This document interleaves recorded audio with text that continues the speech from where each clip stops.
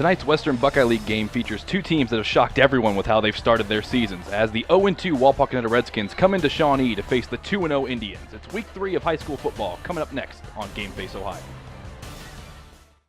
TSC can save you money. How? TSC can save you money with Emerge. What's Emerge? The Emerge bundle plan. TSC will merge your phone, cable TV, and internet into one nice, neat package to save you money. How much money?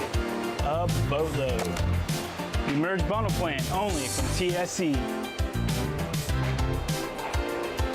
TSC, give us a call and see. It's easy as 1, 2, 3, call TSC. When you see an orange truck, you think G.A. Windsor & Son Company. But the next time you see an orange G.A. Windsor & Son truck, we want you to think green. Why green? Because G.A. Windsor & Son are the original recyclers. Using a modern fleet of trucks, G.A. Windsor & Son Company collects food co-products from restaurants, food retailers, and food manufacturers in Ohio, Indiana, Michigan, and Kentucky. These food co-products are used to manufacture quality livestock and pet care feed ingredients. So the next time you see an orange G.A. Windsor & Son truck, think green. Hello, Frost Roofing. Frost Roofing holds the same core values our company was founded upon nearly 9 decades ago. We proudly provide quality craftsmanship and top-notch service to each client we serve. We're licensed by several major roofing manufacturers to give you the right recommendations at the best value for your investment. With state-of-the-art equipment, cutting-edge technology, and our honest way of doing business, Frost Roofing is our area's preferred commercial roofing experts. To learn more, visit frost-roofing.com or call 419-739-ROOF. Owen Kitchen & Bath Showroom has been family owned and operated since 1990. We can help you from start to finish with your entire project. Let one of our professional designers put the final touches on your project. Owen Kitchen & Bath now has 2 showrooms to better serve you in Wapakoneta and Lima. Owen Kitchen & Bath, cabinetry that will take your breath away at prices that won't.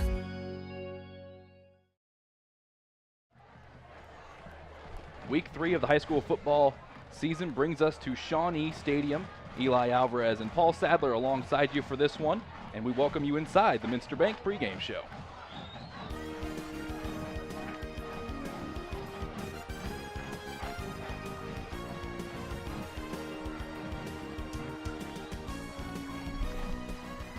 It's week 3 of high school football, and Paul, we're starting to see a little bit of a trend here as we go on with our games this year. Week 1, we saw a Bell Fountain team beat Wapakoneta after not beating them the past 7 years.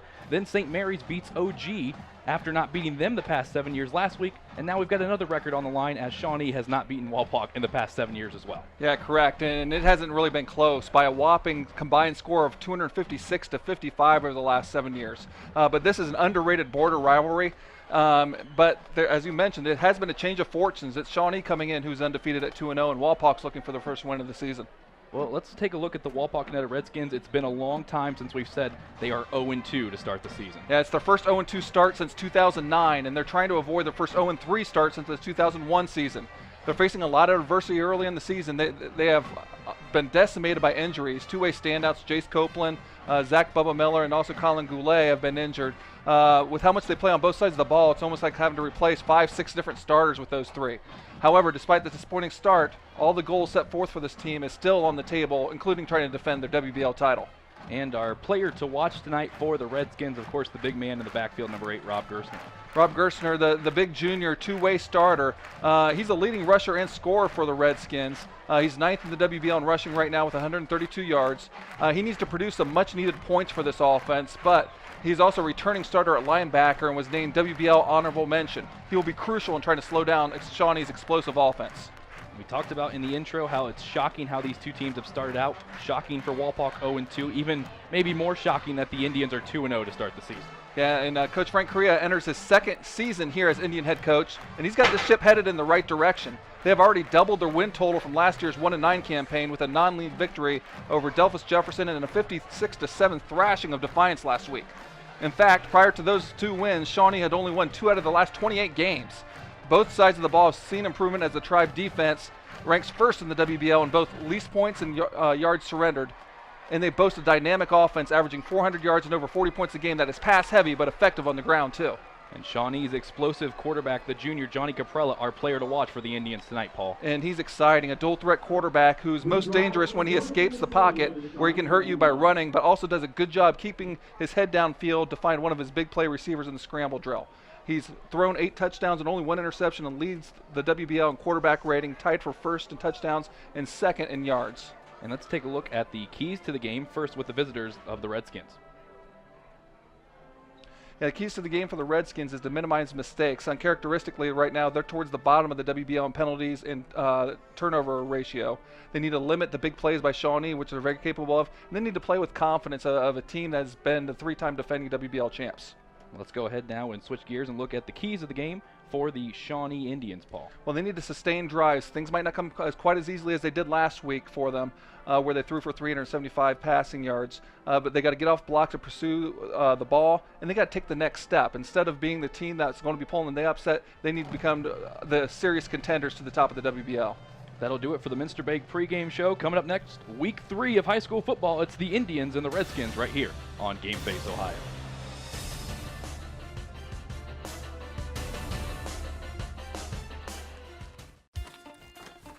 Where is that TSC bill?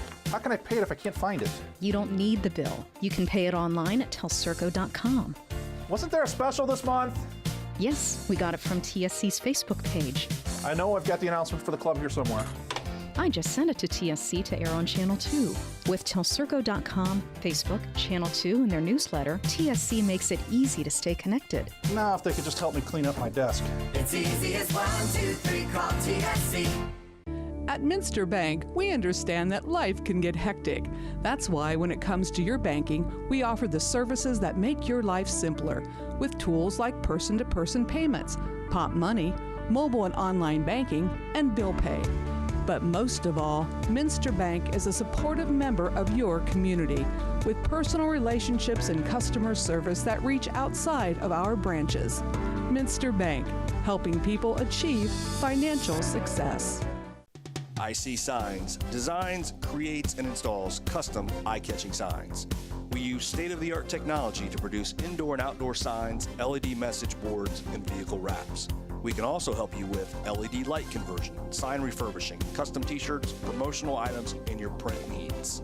Whether you know what you want or have no idea, trust the experience of IC Signs. Call IC Signs at 419-738-6640.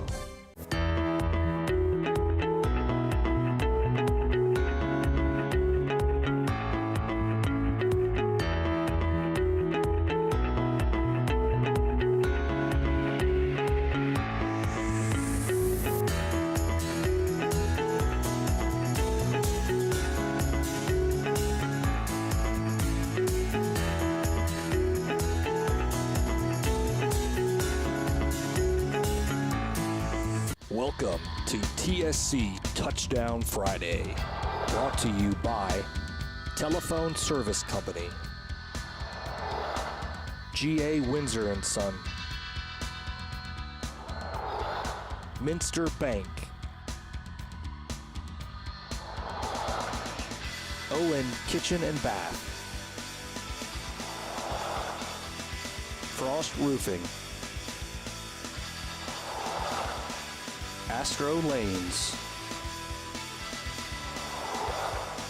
Stolly Insurance,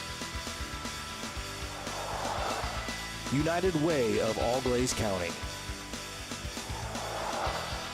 Finkelmeyer Insurance Agency, Dad's Toy Shop, Wapakoneta Daily News, IC Signs, Casa Chic, Merit Real Estate Professionals, and the Wapakoneta Family YMCA. We're kicking off week 3 of high school football, and it's going to be the Redskins kicking off to the Indians to start it here. As the kick is underway, Luke Beach booting it deep down to the 10-yard line where it will be fielded by an Indian. And we'll see what kind of field position they have to start things off. Dancing around, now bouncing it to the outside, looking for some room, not going down still.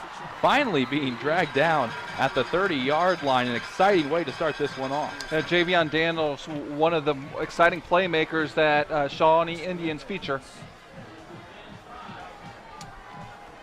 So the Indians will march out their starting quarterback in Johnny Caprella. 8 touchdown passes already for him over 2 games to start this year. And he's just been on fire with 584 yards passing the ball as well. And 375 of those came last week, where he threw for 6 touchdowns, but he also is a threat to run the ball. He has 4 touchdowns on the ground running, which puts him tied for first in the WBL in that category too. And he completes a pass to Peyton Wilson to start the game off.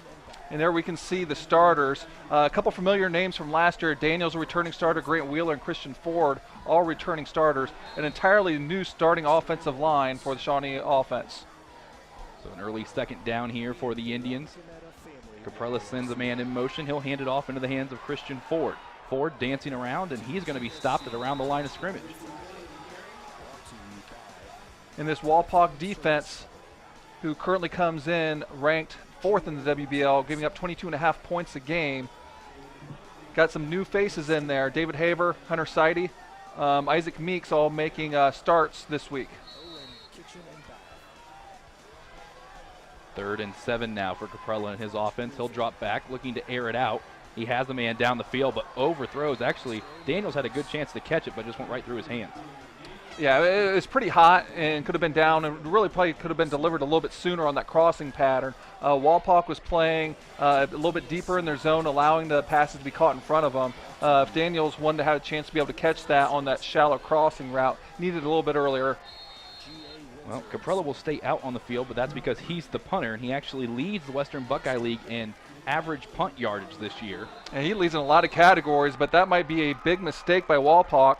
They're going to call offsides on them. However, it was 4th and 7, so that will not be enough yardage for a first down. However, it might be enough to change the decision of what to do. But still, you know, this is pretty aggressive. First play, first series of the game, less than a minute into the game, to in your own territory to go for it on a 4th and 2. But this shows a lot of confidence in your offense. Yep, Coach Crier keeping them out there on this 4th and 2 now. We'll see what the play call is. Now they look to the sideline, possibly trying to get a read on what the defense is going to do. And now we're going to have a timeout taken by the Indians as they want to talk this one over, Paul. Well, you know, it's a pretty big play early on in the ball game, and I've always kind of stated that the first couple timeouts, especially in the first half, you know, coaches are a little bit more cavalier with those. In the second half, they might be a little bit more picky. Well, before this game, the Indians having a special night as they honored their 1966 undefeated class. They went 10-0. They inducted them into their Hall of Fame. The coach of that, the late Larry Smith, he went on to coach at schools like Tulane, Arizona, Mizzou, and Southern Cal. And during that stretch where they went 10-0, that team only gave up 1 touchdown. So they honored them, inducting them into their Hall of Fame tonight. Pretty cool to see before the game. That sure was. And one thing that came out of this timeout was yet another change in decision. Coach Crier decided to throw out his punt team once again. But still, when you got a quarterback back there as your punter, you always got to make sure he kicks it. Yep. And it is going to be a fake, and it's going to be enough for the first down. As how tricky are the Indians? Turns out they're very tricky. Yeah, Grant Wheeler, another one of those playmakers, is able to get the direct snap on the fake punt, goes up the middle and picks up a big first down. So this explosive offense gets to extend the drive with that 4th down conversion. So after the 7-yard first down play, Caprella will throw, gets it into the hands of Ford. Now he bounces out the outside, and he comes close to another first down. It will depend on the spot. And we're seeing it early on. Shawnee has got some speed on the perimeter, and that's really tough to replicate in practice. Now, I would say that's kind of a strength of the defense for the Redskins, is some team speed. And I do want to point out, because we said on the top of the broadcast that Goulet was injured, it does appear he is playing. He is out there right now. Caprella rolling out to his left, trying to buy some time. He has a receiver now, but actually ends up throwing it to no one, and the thing about that is now at least it keeps it at a 3rd and short for the Indians. Yeah, that's an excellent decision, actually, because if you take a sack, you have a 3rd and long, and you lose that advantage that you gained on first down. So definitely good decision there by Caprella. Well, this is a Shawnee squad that has had 800 total yards of offense this year. So you would think when they need to get 2 yards that they could almost get it at any time. We'll see how the Wapak defense does on this 3rd and 2. Caprella fakes the handoff, keeps it himself. He was stopped for a moment, bounces to the outside, and he lunges forward, but I don't know if it's going to be enough for the first. Well, he's able to avoid the first couple tacklers, but then Mitch Apple is able to get into his legs, and it looks like he's going to stop him just barely short. Well, you can see here the replay, nice tackle going right through his thigh pads to bring him down. Now, this brings up yet another 4th down, which they've converted via fake punt. But this time they traditionally just going to leave the offense out there. And when I say traditionally, it looks like they're going under center here, Eli.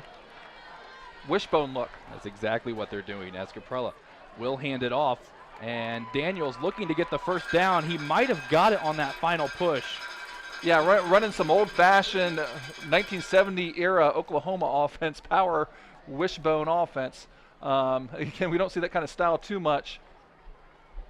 But it looks like I think he got just enough. And yeah, it's going to be official now. And the Shawnee Indians now 2 for 2 on 4th down conversions on this drive. So they keep this long drive going. 9th play of the drive already. 1st and 10 now for Caprella. He's going to bounce it out. Looking to go deep, and he does. He's got Daniels wide open, and he drops it. It was in his hands. He was already thinking about what he was going to celebrate with, and he drops the ball. And Javion Daniels running from the inside slot, was running a corner route, and he ended up getting locked up with Rob Gershner, who is a fine defender, but still not one of your top cover guys because he's a linebacker, not a corner. And that's just a little bit of a speed mismatch. Perfect looking ball, and a missed opportunity for the Shawnee Indians. Well, Caprella showed that he at least can air it out deep with some accuracy, as now he's going to go with an empty backfield on 2nd down and 10. Obvious passing situation as he rolls out in trouble, and he's going to be close to being brought down, but again he stays up on his feet. Going now to the opposite side of the field. Man, this kid can run. Throws it across his body, and incomplete as he was looking for Christian Ford, one of his favorite targets. It was really impressive. Isaac Meeks had him dead to rights. There's a flag late that just happened just now. We'll kind of see what the call is on that, but Isaac Meeks had him dead to rights, as we can see here on the replay, going to his left. Couldn't just take him down, and a tremendous individual effort by Caprella to stay up. Now, against Defiance last week, he had several scrambles to where he ended up finding a guy deep and ended up turning into several of his touchdowns. But we'll still kind of see what happens here. We have not gotten the official call yet, have we, Eli? An eligible man downfield? Yeah, looks like it. Okay. And this is a Shawnee team that comes into this game only 16 penalties for 120 yards in their first 2 meetings, and they just picked up their first one of the night. As we get the call from the head official, and with 9:37 to go, you've got a 3rd down and long. You've been keeping the ball for most of this first quarter. If you're Wapak, you got to be chomping at the bits to get your offense out there. Yeah, but not that much time's really ticked off. You know, it's only been 2.5 minutes of game clock has gone off with the incomplete passes. But brings up a 3rd and long. Caprella rolling out once again. Has a host of receivers downfield, and he finds one for the first down. And not only can he run the ball, Caprella can throw it too, as he gets that one to Peyton Willis. Well, Peyton Wilson is one of the big-time receivers. Has 3 catches, 114 yards. He's averaging 38 yards a catch, so that's really going to hurt his average. But that being said, it was a big conversion. That was put in a tough spot. There was white jerseys all around in that zone defense. Shawnee quickly trying to snap it once again, and they do. Quick outlet pass, and it'll set up a 2nd and manageable now for the Indians.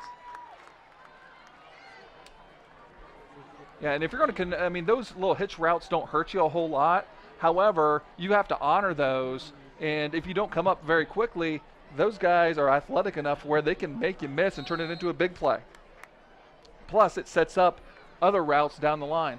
Caprella throwing again, this one dangerously over the hands of Matt Sargent, and it'll bring up a 3rd down. So, but given the situation where they are field position-wise, you know, you almost have to look at this as, you know, almost a 2nd down. This is going to be 4-down territory where they are, considering they've won 4 on 4th down already twice this drive.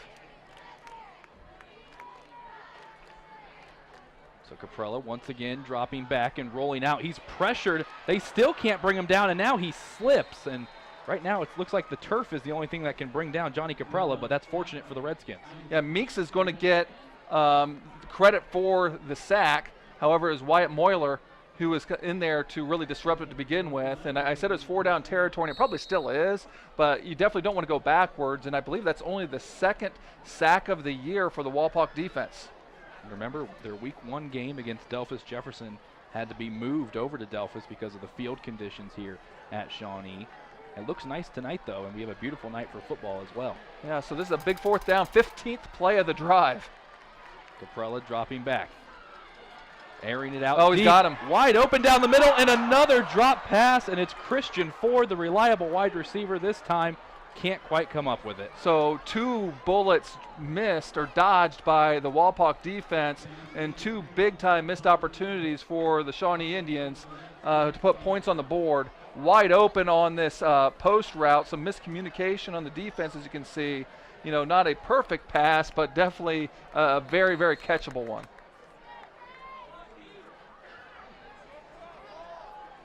So the Redskins now have their first crack with the ball. It is going to be a handoff, and it is going to be Evan Keck, and he's going to get down to about the 40-yard line. Well, these 2 teams have played for a long time. These 2 border rivals. Walpock currently leads the series, as you can see, and they first met back in 1927. And you got to remember, Shawnee actually has 2 tours of duty in the Western Buckeye League. They were members around the 50s and 60s, then they left, and then they rejoined the WBL in 1982 when Delphus St. John's left the Western Buckeye League. Herb dropping back to pass. He finds his receiver. This one bobbled, but eventually brought in by Aaron Chambers. So that's going to be a 1st down for the Walpock, and we're going to take a look at their starters at this time. As we mentioned off the top, Gerstner and Keck are the people to look for toting the ball, but Brady Herb is missing some of his weapons with Jace Copeland and Bubba Miller not being out there. Zach, Bubba Miller with a partially torn meniscus. They're weighing the options on whether they want to have surgery or not. That'll be a big decision and will be big for this Redskins team. Now they face a 1st down and 10 with Keck in the backfield next to Herb, and that's exactly who's going to get the ball, and it's not going to be for much, but it'll bring up a 2nd and now manageable. Well, you know, I think that's what the Redskins need to get back to, just to get their confidence going, is just establish that run game. You know, they have a lot of guys between Gerstner and Keck that can run the ball, as we look at the defensive starters there for Shawnee, who, again, comes into this night leading the Western Buckeye League, only giving up 6.5 points a game. Pretty impressive, and also considering they're only giving up about 483 yards over their past 2 games to their opponents as well.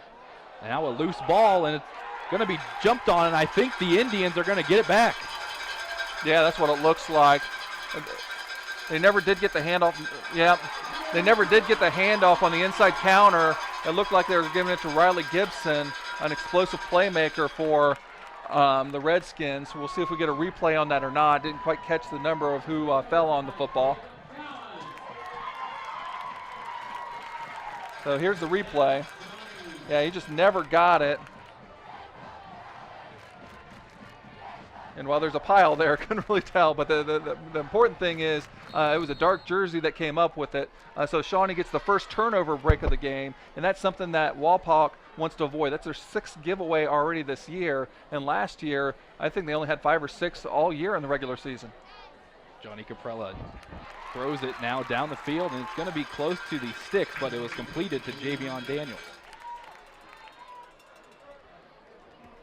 So you're a Walpock team that comes into this one 0-2, Paul. Tough Van Wert team last week, and a team that's on the up and now a tough Shawnee team that's on the up. Both those teams down towards the bottom of the Western Buckeye League last year. Yeah, we'll get a look at the standings a little bit later, but some things are a little bit different than what they've been over the years past in terms of the standings. Another nice run there for the Indians, and they're starting to move the ball on their second drive of the game. Well, again, they really sustained a long drive last time. What was that, 15 plays? Was ended by a couple drops that could have been points, but however, their defense was able to come through and get a turnover to give them great field position. Caprella now looking to throw again. He finds Daniels. We'll see if he can make some moves.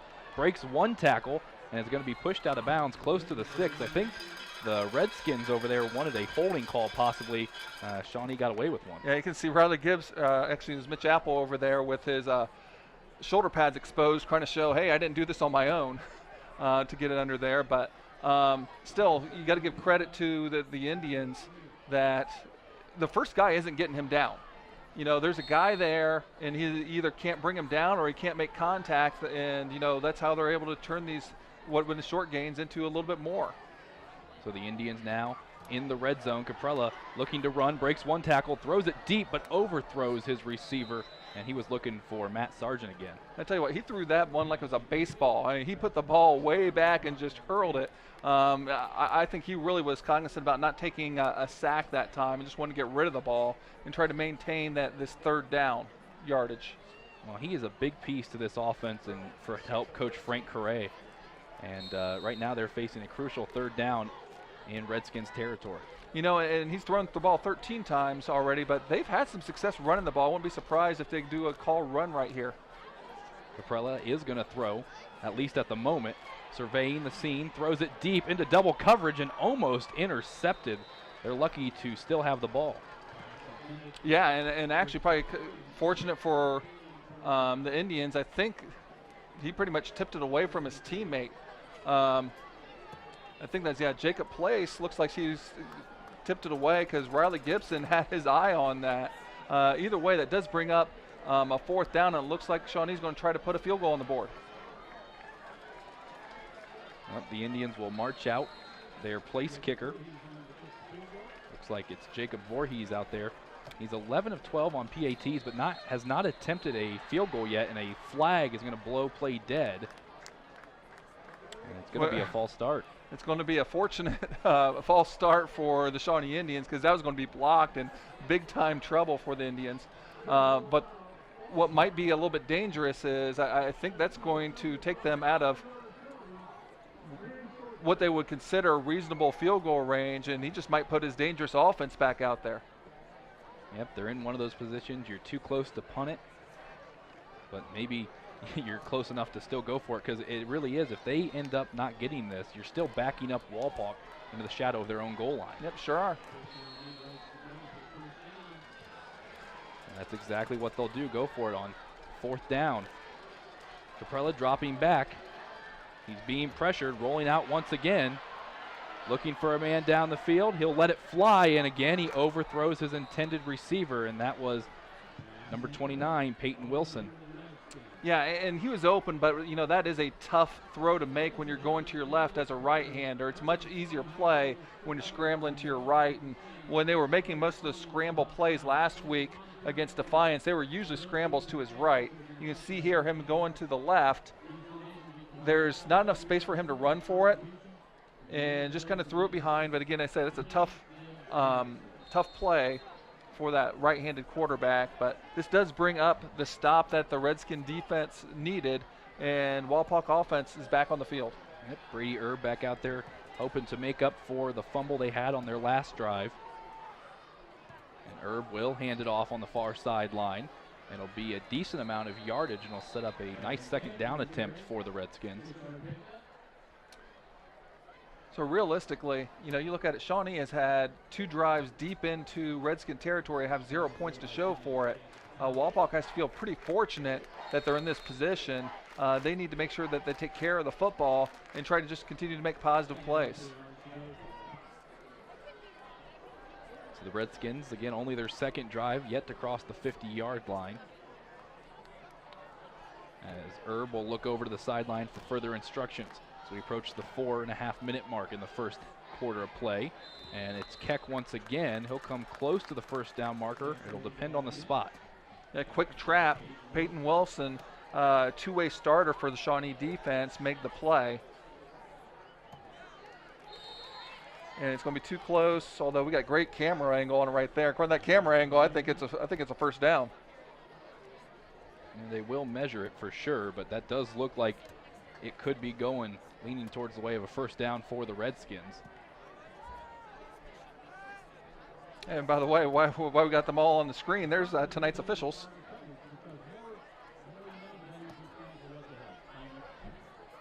Everly is the crew chief, and hey, our perfect camera angle did not lie. It's a first down. So 28 first downs coming into this game for the Redskins, and they add one more right there. As you see tonight's forecast, and it's cloudy out, but the rain looks like it's going to stay away, so that's really what matters. Yes, and for the second week in a row, there is a nationwide, there's a hurricane brewing. This one, Hurricane Irma, going down in the Florida area, unfortunately. 1st and 10 now for Brady Erb. Little pitch pass, and he gives it off to Gibson. Gibson, though, can't get back to the line of scrimmage. So, and he had a block right there, and again, we mentioned him being injured. You know, we don't always get the injury reports up there, but Bubba Miller is out there playing. Well, that's one thing you know about Bubba Miller is he's a tough kid, so whatever he's playing through, I'm sure it's wearing on him, but he is out there and ready to go. If you're nicknamed Bubba, you pretty much have to be tough. So 2nd down now for the Redskins. Erb looking to pass. He gets it to Gibson. Now he's got some room to run, makes a move, and he's going to make it a 3rd and manageable now for his offense. You know, and that's only the 3rd catch of the year that we have for Riley Gibson, who's the leading returning receiver for this Redskin team. He is a very explosive playmaker, and if they can get the ball with him in space, he can make some things happen. So Redskins club that offensively has had the ball for just over 41 minutes in their first 2 contests, but right now it's Shawnee that's been holding the ball offensively for the majority of the time. Crucial 3rd down to Gibson, and looks like he held on, and that will be a first down. The Redskins starting to move the ball now. I tell you what, that was a high level play pass and connection right there. Gibson, who has 2 catches now on back-to-back plays, was basically getting hit as the ball was delivered there by Jacob Chantos. He picks up an 11-yard big-time first down conversion there for the Redskins. So Wapak now with a fresh set of downs as they cross the 50-yard line. Erb will hand it off into the hands of Gerstner, and he's going to be stopped at the line of scrimmage. Where have we seen this? Oh, yeah, last week in the St. Mary's OG game. Couldn't really get the running game going. Wapak having a little trouble doing it here in this one. Yeah, that time they went to an unbalanced line and went to the strength, but that did not deter the Shawnee Indians by any means. This Shawnee team giving their fans a lot to cheer about this year, something they haven't really been able to do in the past few years, and it's good to see the Western Buckeye League start to become competitive once again. Yeah, you know, it could be argued it's been pretty top-heavy for the last few years, but you know, it seems like there's going to be a lot of parity this year in the Western Buckeye League where anyone can knock off anybody. Gibson wide open downfield, and did he make the catch? They're going to say I don't no. think so. That would have been a heck of a catch if Riley would have been able to pull that one in, but he was overthrown just a bit. He made his best Odell Beckham imitation right there, going out with one hand while diving, but I believe that the ball bounced on his way down and was able to kind of collect it afterwards. But an impressive individual effort, and you know, just missed on the pass. Here we can see on the play fake, Erb throws a good ball. He had him, but yeah, it definitely bounces and ends up in his in his hands afterwards, but not after hitting the ground. You could probably make a few more excuses for that drop pass than the 2 we saw on the other side of the ball with Shawnee. Yeah, definitely. That would have been a highlight job, no doubt. Erb will drop back to pass once again. He's got to go deep, and he's going back to Gibson, and this time he makes the catch after the hard hit, and they're in the red zone now. And I tell you, Gibson is being featured on this. That's his 4th target on this drive, and his 3rd catch, and his 2nd one that advances the chains for a first down. A 30-yard catch there for Gibson. And that now makes Herb passing so far 4 for 5 already. So he's been pretty accurate for the first-year starter, junior. Came in only completing 53% of his passes. We'll see if the Redskins continue to air this out or if they're going to stick it on the ground, and they will. And it'll be a few yards for Bubba as he gets down to the 15. So you can see Bubba Miller there with the carry.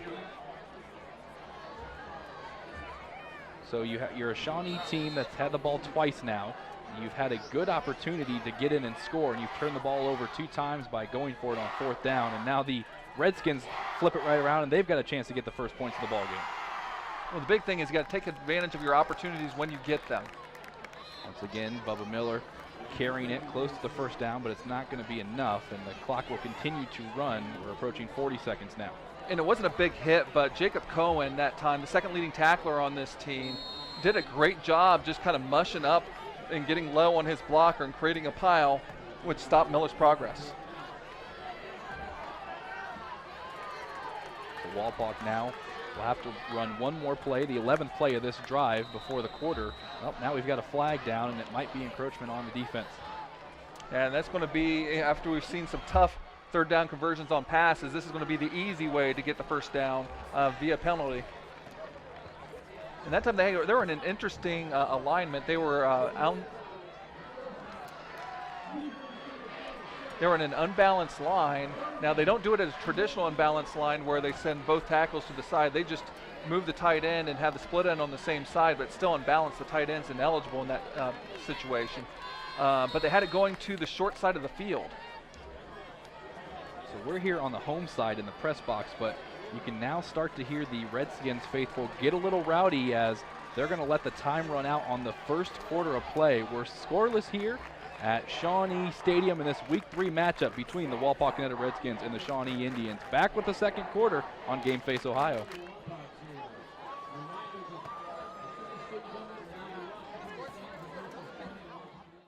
Hello? Call dropped? Hello? No more minutes? Lost your phone? Don't worry. Telephone service from TSC is always crystal clear. Never runs out of minutes. Never has a dead battery. And most importantly, in an emergency, it displays your address for 911. Plus, TSC keeps you connected with free calling in our expanded calling area. Ask about telephone service from TSC today. It's easy as 1, 2, 3, call TSC. Finkelmeyer Insurance Agency is a full-service insurance and financial services agency offering insurance coverage for your auto, home, business, life, and health.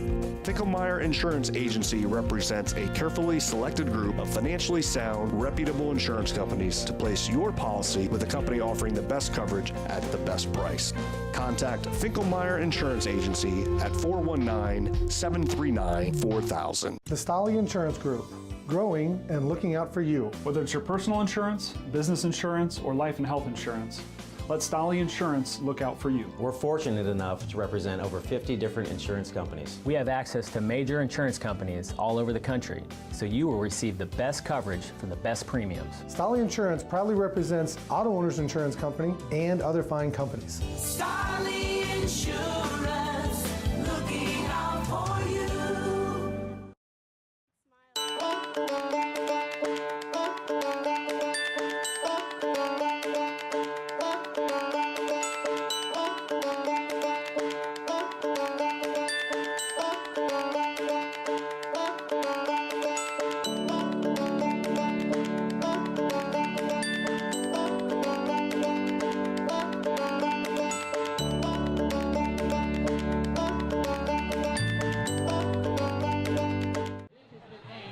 Here for this Week 3 matchup between the Indians and Redskins as we've switched sides of the field, and we're about to start the second quarter. And they got a fresh set of downs, but don't forget to follow us on social media. Stay connected with Game Face Ohio on Facebook and Twitter. 2 great ways to stay updated with everything Game Face Ohio has to offer. So fresh set of downs here. 1st and goal from the 6-yard line for the Redskins. Herb under the center.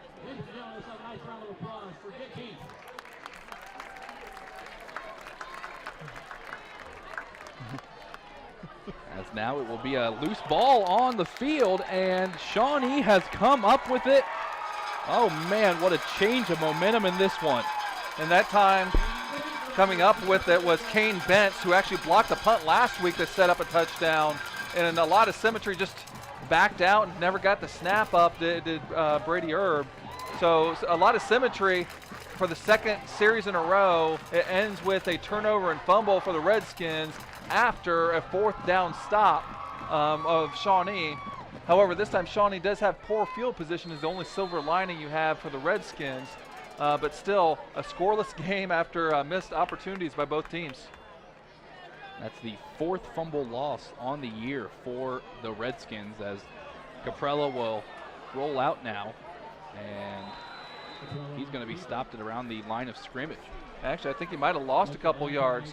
Mitch Apple came out on the designed quarterback run going to the outside. And as I mentioned, Caprella is a dangerous runner. He has over 100 yards on the ground and 4 touchdowns.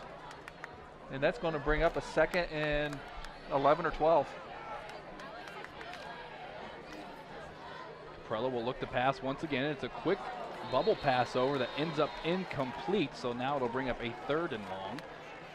And I know they've had these for the past few years, but let's just take a moment to talk about those uniforms that Shawnee's wearing. Those are some pretty slick ones, right up there with some of the best in the Western Buckeye League.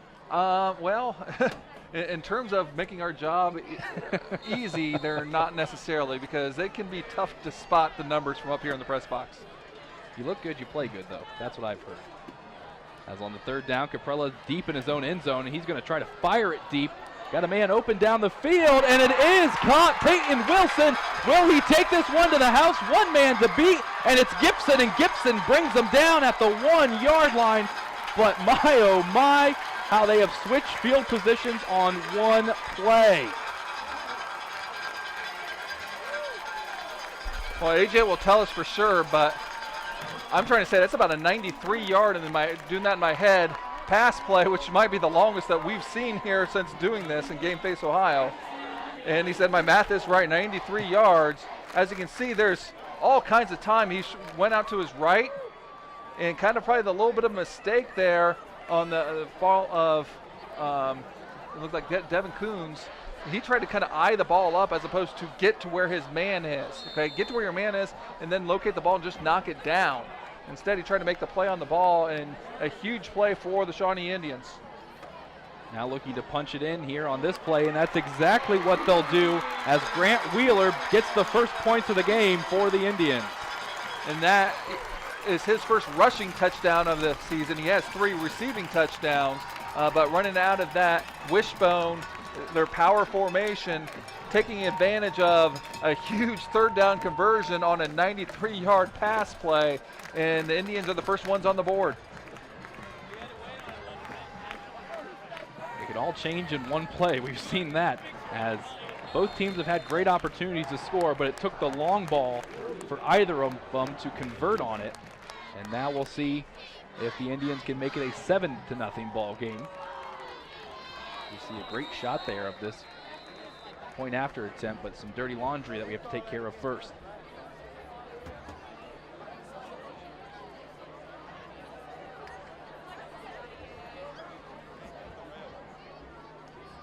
And it looks like it will be an offsides call going against the Redskins. Well, this is interesting. If you're kicking it, a lot of times you would see them decline this because they don't want to mess up just your kicker. He's used to kicking from a certain spot.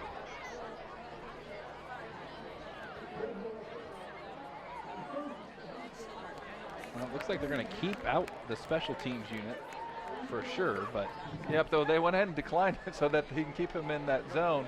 What you risk sometimes when they take it, sometimes it talks the offense into running or trotting their offense out there and going for 2. Snap a little high. Some great pressure by the special teams of the Redskins, but the field goal is good.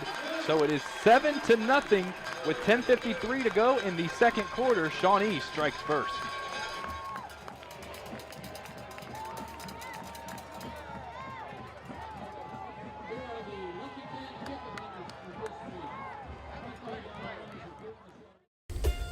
TV everywhere. TV everywhere? That's right, everywhere. You can watch TV from your tablet, your phone, your laptop, any mobile device, anywhere you want. Laundromat? Yes. Grocery store? Yes. Park? Yes. What if I wanted to watch TV at home? All your favorite networks all the time. It's TV everywhere from TSC. It's easy as 1, 2, 3, call TSC. Strength is about so much more than the body. It's about being together, serving, sharing, and caring for those around us. It's about keeping score in the heart rather than on a scoreboard. Be a part of a community that builds more than your body. At the Wapakoneta Family YMCA. The Wapakoneta Daily News, bringing you local news and more since 1905. With subscriptions starting at just 35 cents a day, the Wapakoneta Daily News is Wapak's source for timely local coverage of news, sports, classifieds, entertainment, and more. The Wapakoneta Daily News. Subscribe online today. Casa Chic in Wapakoneta has what you need for game night. Cheer for our Redskins in sweatshirts, sweaters, handcrafted scarves, hats, and gloves. Casa Chic has a variety of vendors, each with a unique style of their own. From handcrafted pottery to knit items to an eclectic blend of home and garden decor to new and refurbished furniture for any room in your home. Come see what Casa Chic has for you. So the Indians strike first, up 7-0 early in this second quarter. We'll see what Wapak can respond with. But Paul, I tell you what, that one big play, the difference in this ballgame so far. Well, it's about making plays, and we've seen both teams have opportunity to make plays, but whether it's drop passes or fumbling the football, you know, they have not been able to do it except for that really one big exception, and then from there they could go ahead and punch it in. And this kick is going to go out of bounds, so it will draw the penalty marker, and it'll start Wapak off in some nice field position. It will, and we've actually seen quite a few flags. As we mentioned before, Shawnee's, it was about middle of the pack in terms of penalty yardage, and Wapak is actually flagged more than normal. But the Redskins now get the ball to start with here, I believe, at the 35-yard line in high school. The one thing I would say from a positive standpoint from the Indians is it does keep the ball out of some of the playmakers, especially Riley Gibson. We saw against Bell Fountain make a big return on the kicking game. So now some pressure put on the offense of the Redskins to try to answer the big play of the Indians. But again, great field position for Brady Erb and his offense. And again, no reason to panic. You're down one score. Just run your offense. And he's got that one looking for Chambers, but just a little bit over his outstretched arms, and I don't know if he was pressured before he let that one go Erb. Was a little bit tougher. You look at he's open, but however, to get it there, you can't throw it on the line because you had a defender in number 33, Ivan Smith, going underneath there. So you had to put some air under it, and it's not as easy a throw as you might think it is. And Erb looks confused as he's looking to the sideline for the play call. Play clock down to about 10 seconds, so they're going to have to get this one off quick. Well, they do have all their timeouts in case they don't think they can get it off. Well, 3 seconds now, and Coach Moyers is furious over there on that sideline as he has to spend a timeout. So 10:47 to go until the halftime break. 7-0 Shawnee on top.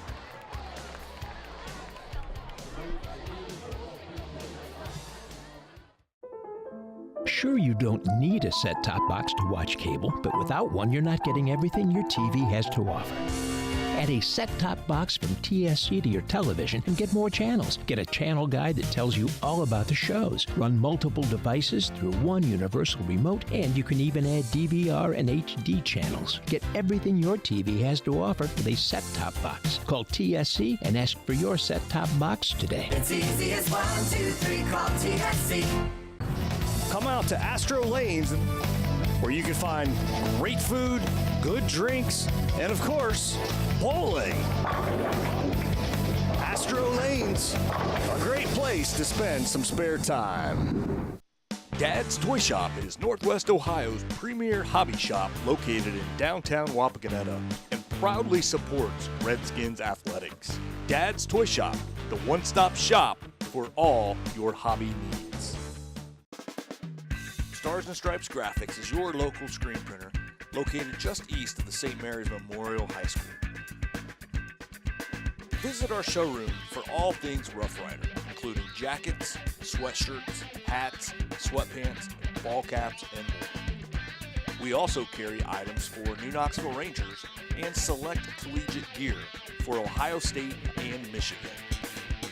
Stars and Stripes Graphics, your local screen printer.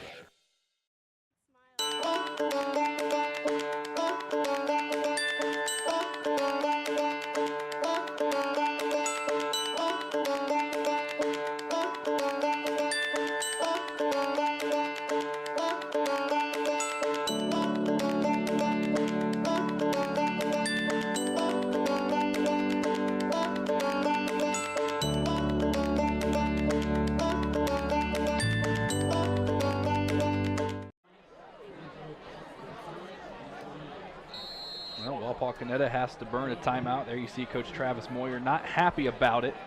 And it brings up a 2nd and 10. We'll see what they come up with. Erb's going to keep it himself, and he's got room to run. Now a big play possibly coming from Brady Erb as he takes it all the way up to the 45-yard line. And you know what? That timeout actually worked for Wapakoneta, Paul. It did. Brady Erb hasn't been asked to carry the ball a lot, but he's a pretty good athlete. So he's very capable of making some plays, and that's a nice trend breaker, letting him keep the ball off of some action to his running backs, and he got a 21-yard gain on that. Maybe the spark that this offense needs to get going. As remember, they came just a couple yards away from scoring on their last drive before they fumbled it away. Erb will hand it off. This time another good run, and this is Evan Keck, and he's going to get the first down and then some as the pile continues to move around. No whistles yet. They're going to let him play. That was rugby scrum-esque right there towards the end, Eli. But Evan Keck has got that kind of effect. He is a hard-nosed sophomore. As we can see, just a basic little power play off the right-hand side. A nice block by Brendan Kenevey, a returning starter as a junior there, putting his guy on the ground, and then just a big old mush for the 16-yard gain. So back-to-back big-time runs for the Redskins as they are putting a drive together. Knocking on the doorstep of the red zone. Erb now looking to get into it, but he can't complete the pass to Mitchell Athel. But how about the composure of this offense for Walpock? The defense gives up the big play and the score. They come out and they're just calmly bringing the ball down the field one play at a time. Well, really, the only people who have stopped them is themselves. They put the ball on the ground both times, and they weren't forced fumbles where they were hit hard. There were ones where it was not handling the ball correctly. So they have to be able to correct that themselves, and figured if we just execute our stuff, we'll be fine. Now a 2nd and 10 for the offense. Got Riley Gibson single coverage down here on the near side. Erb dropping back, but he's not looking his way. He's looking for a screen to Evan Keck, and he completes it. Now Keck diving for the first down, but he's going to be dropped just a bit short. And it'll bring up a 3rd and 1, maybe 2. Nice tackle by Will Robertson. And we've seen from both teams some really good tackles right through the thigh pad. So some really good coaching of tackling on defense being on display here tonight. You can see running the screen pass. And while there's some space there, first guy goes into is able to take him down. Brings up a 3rd and short where Walpock is a perfect 2 for 2 on conversions tonight. They were only 9 of 21 on 3rd downs coming into this one. And it will be a handoff to Keck once again, and he's got the first down for sure. Well, that will move the chains once again. I believe that's their 4th first down here on this drive. And I don't know if they'll come back to it later, but remember last drive they featured Riley Gibson quite a bit.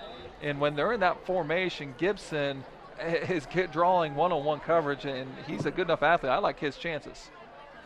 Timeout taken on the field. We'll take one as well. Redskins knocking on the doorstep. They trail 7-0. TSC can save you money. How? TSC can save you money with Emerge. What's Emerge? The Emerge bundle plan. TSC will merge your phone, cable TV, and internet in one nice neat package to save you money. How much money? A boatload. The Emerge bundle plan only from TSC. TSC, give us a call and see. It's easy as 1, 2, 3, call TSC. When you see an orange truck, you think GA Windsor & Son Company. But the next time you see an orange GA Windsor & Son truck, we want you to think green.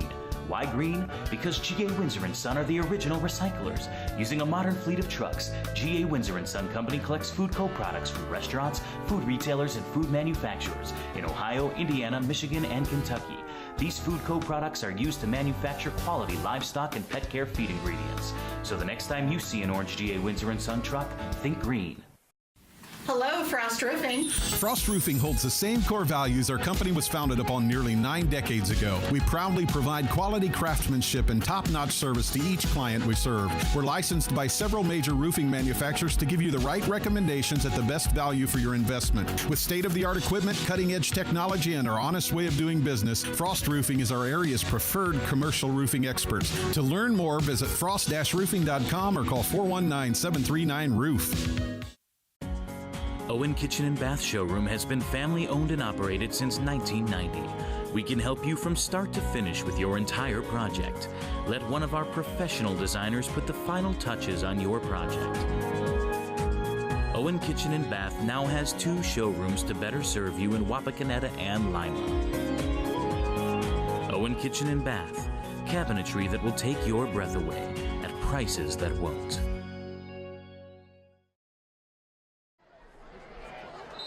After the Shawnee timeout, Redskins have the ball in the red zone, 1st and 10 now.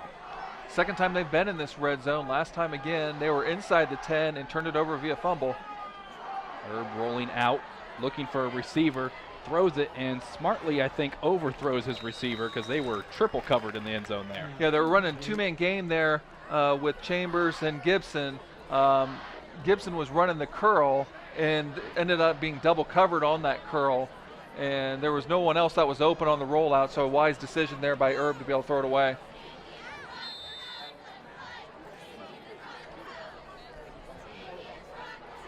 .8:57 remaining until the halftime break. Coach Travis Moyer and his offense chomping at the bit to get into that end zone and tie this one up. It was a close matchup with them and Van Wert last week, only losing by a touchdown. They're trying to respond here in week 3, and Evan Keck's doing a heck of a job doing that as the sophomore gets in for the touchdown, and now they're an extra point away from tying this one up. Nice cut back there by Evan Keck, his first touchdown of the year for the sophomore, and most importantly, it gets Wapak a chance to get back even in this football game. At the 8:51 mark, Keck punches it in. We'll see if his special teams unit can tie it up. Tristan Gessler, 3 of 4 on point after attempts this year. This one up, and it is good. So we're tied at 7 here in Shawnee, an exciting one for sure. Back with more on Game Face Ohio.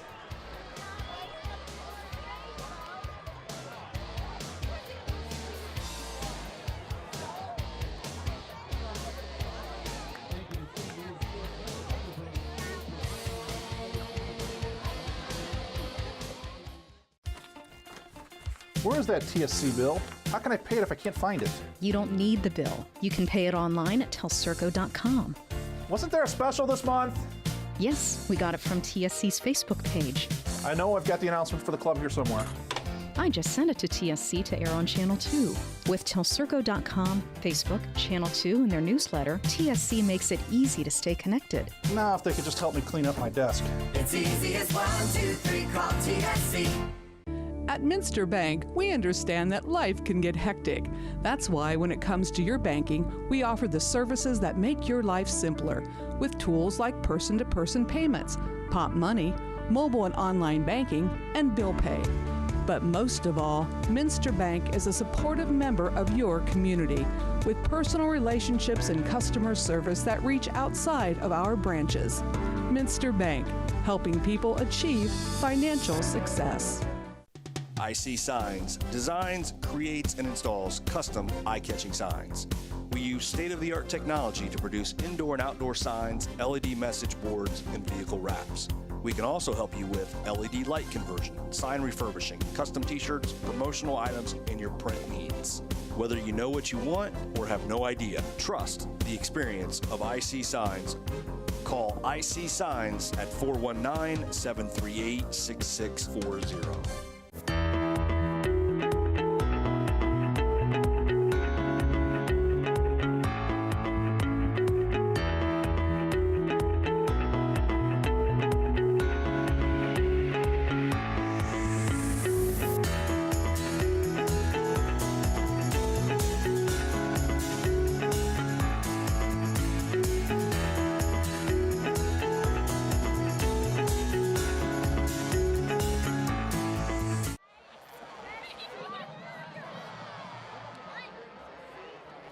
Tied up here in Shawnee as the Redskins kick it away. Indians now with about 8.5 minutes to try to respond as they get that return down to about the 26-yard line. And really one thing, the clock has not really bothered Shawnee at all. Make sure you check out the Game Face Ohio website. We provide easy access to highlights, full broadcasts, and much more. GameFaceOhio.com. 8:44 to go in the second quarter of play. It's Caprella and his offense back out on the field for the Indians. He'll send one of his favorite targets in Ford in motion, and he pitches it off. Now on this first down play, looking to get some decent yards, and they do, before being pushed out of bounds. You know, and they haven't got big yardage when they run the ball, but I really like when they run it. Good things seem to happen for them, and they're really difficult to defend when you have the threat of having to guard their run game too. As you mentioned, time not really a factor for either team in this one. Well, I guess what I meant by that is that they just don't take a lot of time off the clock on their drives. Now Caprella, he's going to be dropped, and that's a huge loss of yards all the way back to the 10-yard line. And I believe that's a loss of 22 on that play. And that's Bubba Miller, who we thought might not play this game, and we can see him going to the outside, escaping his block, and able to take down the tough-to-bring down Johnny Caprella. And officially that counts as a run, so all the run yardage that I talked about is going to take a severe hit statistically wise on that one, Eli. Maybe some miscommunication on that one, because the senior Javion Daniels getting a talking to from his coaching staff after that. He's confused as well, but now they got to deal with the mess they've made. Deep throw down the field for Caprella, and it's picked off at the 40-yard line, and the Redskins are in business now. Guess who? Riley Gibson. And only the second interception of the year thrown by Caprella, and I believe that's the first interception by Riley Gibson. But compare that to the long pass that we saw, the 93-yard pass earlier, where the DB was behind the receiver. In this case, Riley Gibson was able to stay on top of Christian Ford, and because of that, he can now make the play on the football. So by being in the proper position, he's able to make the play in the turnover. But the one thing I would say is that just turned into pretty much a pretty good punt for the Shawnee Indians in terms of field position. Just under 8 minutes to go for the offense, and it will be another handoff to Keck. And again, he turns his legs and gets the pile moving forward close to a first down. Well, Keck is not a pretty runner, but he is very, very effective, hard-nosed young man. And this is a chance to really capitalize on some momentum. You were able to make a big defensive play, get the big sack, and then be able to parlay that into an interception. Now you got great field position and a chance to take the lead. Again, Brady Erb looking over to the sideline for the play call. And you can see you have 10 guys in the box there on that play. Another handoff, and this one's going to be enough for the first down, and the Redskins will keep it moving here on this drive. And unfortunately, our telestrator isn't working, but you have 10 red and black camouflage jerseys all in the box, in that formation. And the fact that the Redskins were able to get a good quality gain to be able to move the chains says a lot about the offensive line's play. Maybe that's why they do it, Paul, so the other team can't see them, because that's why they're wearing their camo. So another first down for the Redskins to deal with here, and they will hand it off again. And again, the run play will set up a solid second down attempt for Wapak. Yeah, that time running just a classic trap play where you're handing the ball just to the left of the center, you bend it back to the right. And again, nothing special, but just a good 4 or 5 yard gain on first down for the Redskins. The clock will continue to run. And because they are much more ground-based, the Redskins are churning up a lot more time on the clock than the Shawnee Indians are when they possess the football. This is the formation I was talking about before. Riley Gibson here to the near side has total one-on-one coverage. And it looks like it is going to be a pass to Gibson, but he can't come up with it. Maybe just a bit overthrown. And the underneath coverage isn't there in time. If that ball is just down just a little bit, Riley Gibson catches that in stride. With his speed, there's no one in the middle of the field. He's going to go into the end zone. So now a 3rd and 5 as we take a look at the replay here. Yeah, just a little bit high, a little bit hot on that play. Still something to kind of file back in. I mean, you got someone that can make a play, and, he's got a lot of open field on that. Redskins now 3 of 3 on 3rd down conversions in this one. Looking to make it 4 of 4 is Evan Keck, and he's still churning those legs, but it's not going to be enough for the first down, so a big decision now for Coach Travis Moyer. Well, in this position, they're going to go for it, but it was really impressive by Keck. He was hit at the line of scrimmage, and he turned that into a 3-yard gain. So it should have been a 4th and 5, becomes now a 4th and about 2.5. Which, again, in this field position is a no-brainer. They're going to go for it. And truthfully, it's a little bit hard to guard because, you could run the ball on this one, but they might pass the ball, so you got to be ready for anything defensively. So Erb will once again go under center.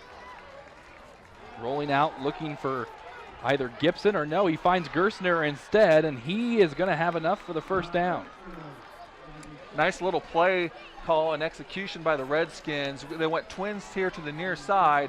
They ran a little short motion with Chambers, and while it's not a pick play, both of the both the receivers go to the inside, allowing Gerstner to come from the backfield to the outside, and just too much traffic to be able to get to him in the flats, and they pick up an easy first down.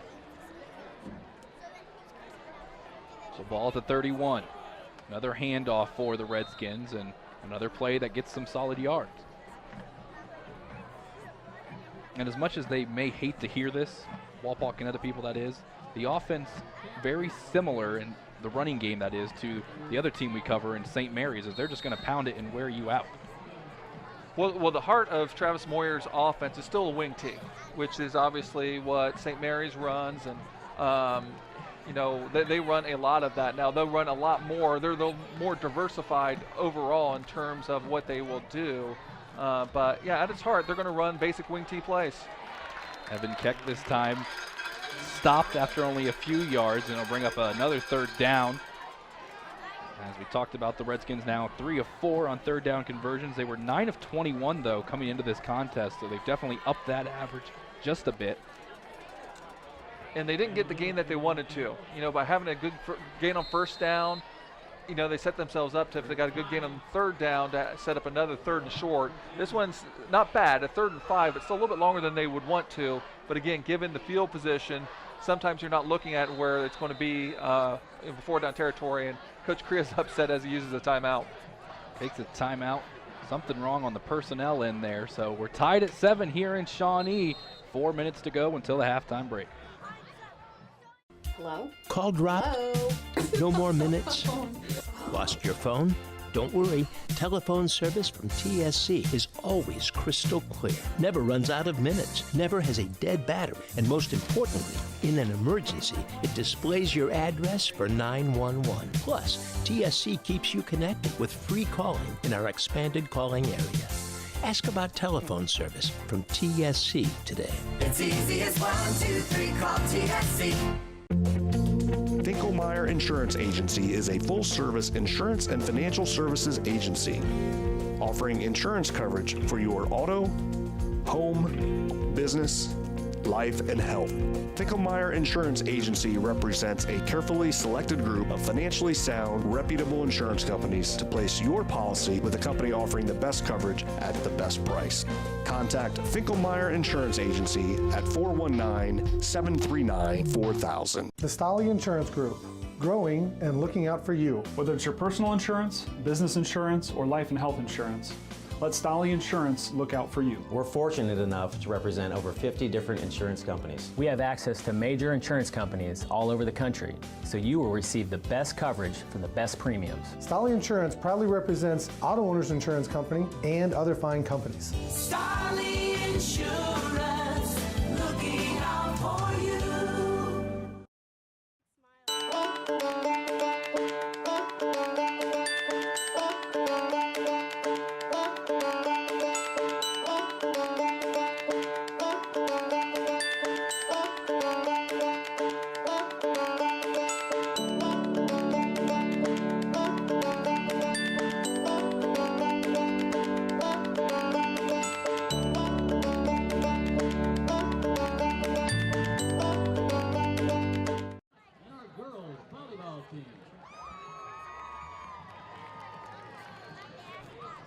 Third down and 5 for the Redskins. Their 9th play of the drive. It's going to be a pitch to Evan Keck, and he's going to get the first down.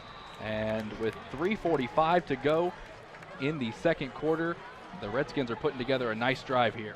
And Keck being the workhorse running the football, this time instead of going between the tackles where he's been so effective, they decided to go to the outside and had a nice job perimeter blocking there by Goulet and Gerstner. Here we can see the quick pitch going to the outside. It will seal the edge there, which was really important there by number 73, Tyler Jenkins, who is a second-team All-WBL performer last year at left tackle. So after the 10-yard gain, it's a fresh set of downs, and Keck gets it once again. And once again, he's churning those legs, bringing it down to the 10-yard line. Now I call him left tackle, but truthfully, the way that Coach Moyer runs he doesn't do left and right in terms for his linemen. He does strong and weak. I don't know if they call it weak, but that's what I've learned to call it, so that the guards and tackles will go to different sides depending on the play. So Wapak can still pick up a first down here. 5 yards to do it. Will be another handoff to Keck. And he's going to stretch out that arm, and I think he's got the first down.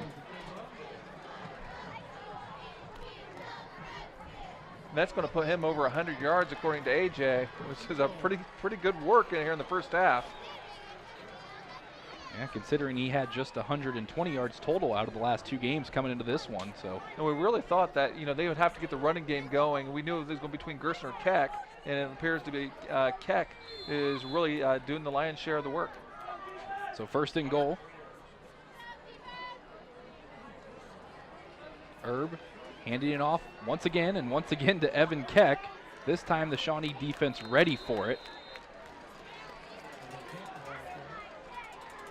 So this has been a very effective drive, chewing the clock, really keeping the Shawnee defense out there, and understand that between the 2 scoring drives and Shawnee really going with a 3 and out, in essence, has been on the field for the majority of this second quarter.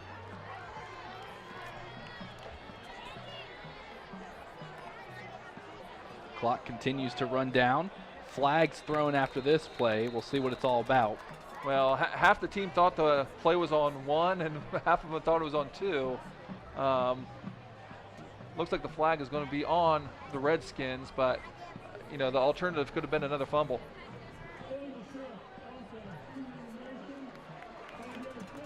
So that will move Wapak back just a bit.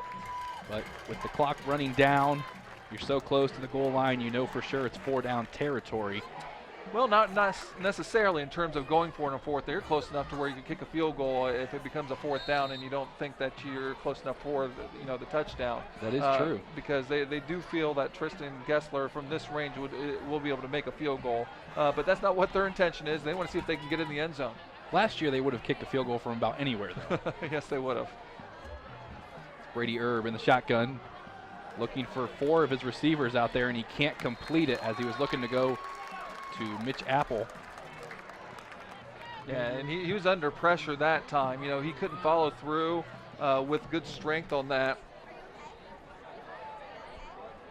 And unfortunately what that does is it brings up a 3rd and 10. Technically, I guess it'll be a 3rd and goal from the 10. After being 4 for his first 5, he's only been 2 out of his last 7, though, Eli. They need him here on this one. 3rd down, minute 43 to go. He's being pressured. It's a screen play, though, to Gibson, and he just walks right into the end zone for the touchdown. Great play call on the slip screen. Perfectly executed. Riley Gibson able to get his 2nd receiving touchdown of the year. Those are the only 2 touchdown passes by Brady Erb. We can see this time he gets pressure, but it's on purpose as the offensive line lets those guys go, and he goes right into the end zone and give the Redskins their first lead of the game. Special teams unit out there. Gessler trying to convert this one. 4 of 5 on the year from the PAT and make it 5 of 6. So it's 14-7, Wapak on top as we approach halftime.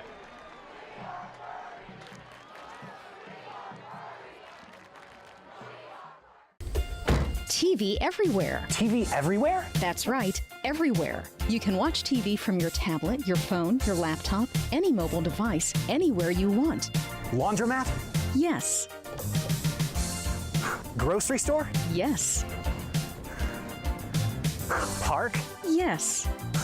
What if I wanted to watch TV at home? All your favorite networks all the time. It's TV everywhere from TSC. It's easy as 1, 2, 3, call TSC. Strength is about so much more than the body. It's about being together, serving, sharing, and caring for those around us. It's about keeping score in the heart rather than on a scoreboard. Be a part of a community that builds more than your body. At the Wapakoneta Family YMCA. The Wapakoneta Daily News, bringing you local news and more since 1905. With subscriptions starting at just 35 cents a day, the Wapakoneta Daily News is Wapak's source for timely local coverage of news, sports, classifieds, entertainment, and more. The Wapakoneta Daily News. Subscribe online today. Casa Chic in Wapakoneta has what you need for game night. Cheer for our Redskins in sweatshirts, sweaters, handcrafted scarves, hats, and gloves. Casa Chic has a variety of vendors, each with a unique style of their own. From handcrafted pottery to knit items to an eclectic blend of home and garden decor to new and refurbished furniture for any room in your home. Come see what Casa Chic has for you.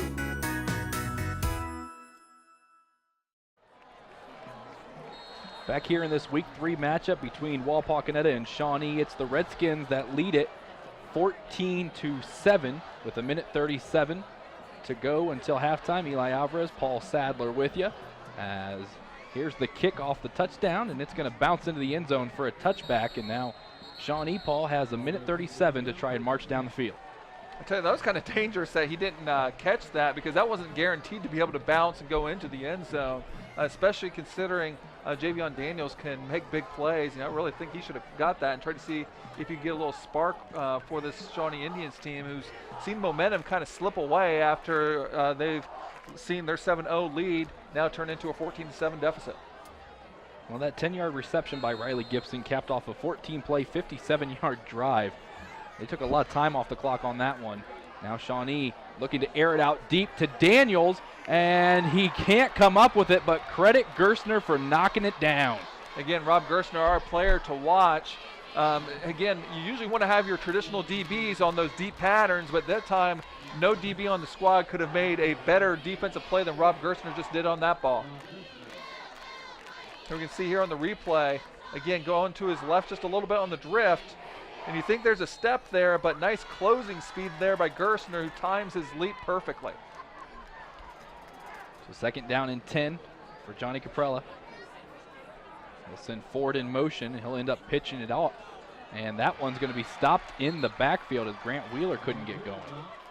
No, and I'd have to see what the scheme was on that, but I'm sure they wanted someone to block Bubba Miller right there, and no one was on him, and he is a stout defender. And one-on-one in the open field, he's able to make the play. And you remember, Miller made the big 22-yard sack the previous drive. And keep in mind, Walpock's offense will have the ball first to start the second half. So Shawnee looking to get a first down here. Caprella in trouble, dancing around, pump faking, gets Bubba off his feet. Now looking to go deep, still nobody. He'll keep it himself, and he's creamed at around the 15-yard line. Yeah, Keck makes the big physical hit, and the Redskins are calling a timeout to be able to conserve the clock here with 43 seconds. But we mentioned at the top of the show that Shawnee really excelled in the scramble drill, which we saw right there, where ultimately they end up getting one of their players open. Only this time they didn't get somebody open, and Caprella tried his best to be able to try to make something happen, extend it as long as he could before he finally had to try to run the football. But credit the Wapak defense, who have come up big the last 2 drives to be able to get back-to-back 3-and-outs. And now with potential either trying to block the punt or get a good return, might try to get on the scoreboard one more time this half. Well, one thing's for sure, people were questioning Shawnee. They played a Delphus Jefferson team, then they play a down Defiance team. They wondered, could they play with the best of them? They're keeping up with Walpock for sure on this game. There's no doubt. You know, this is a pretty even matchup between the two teams.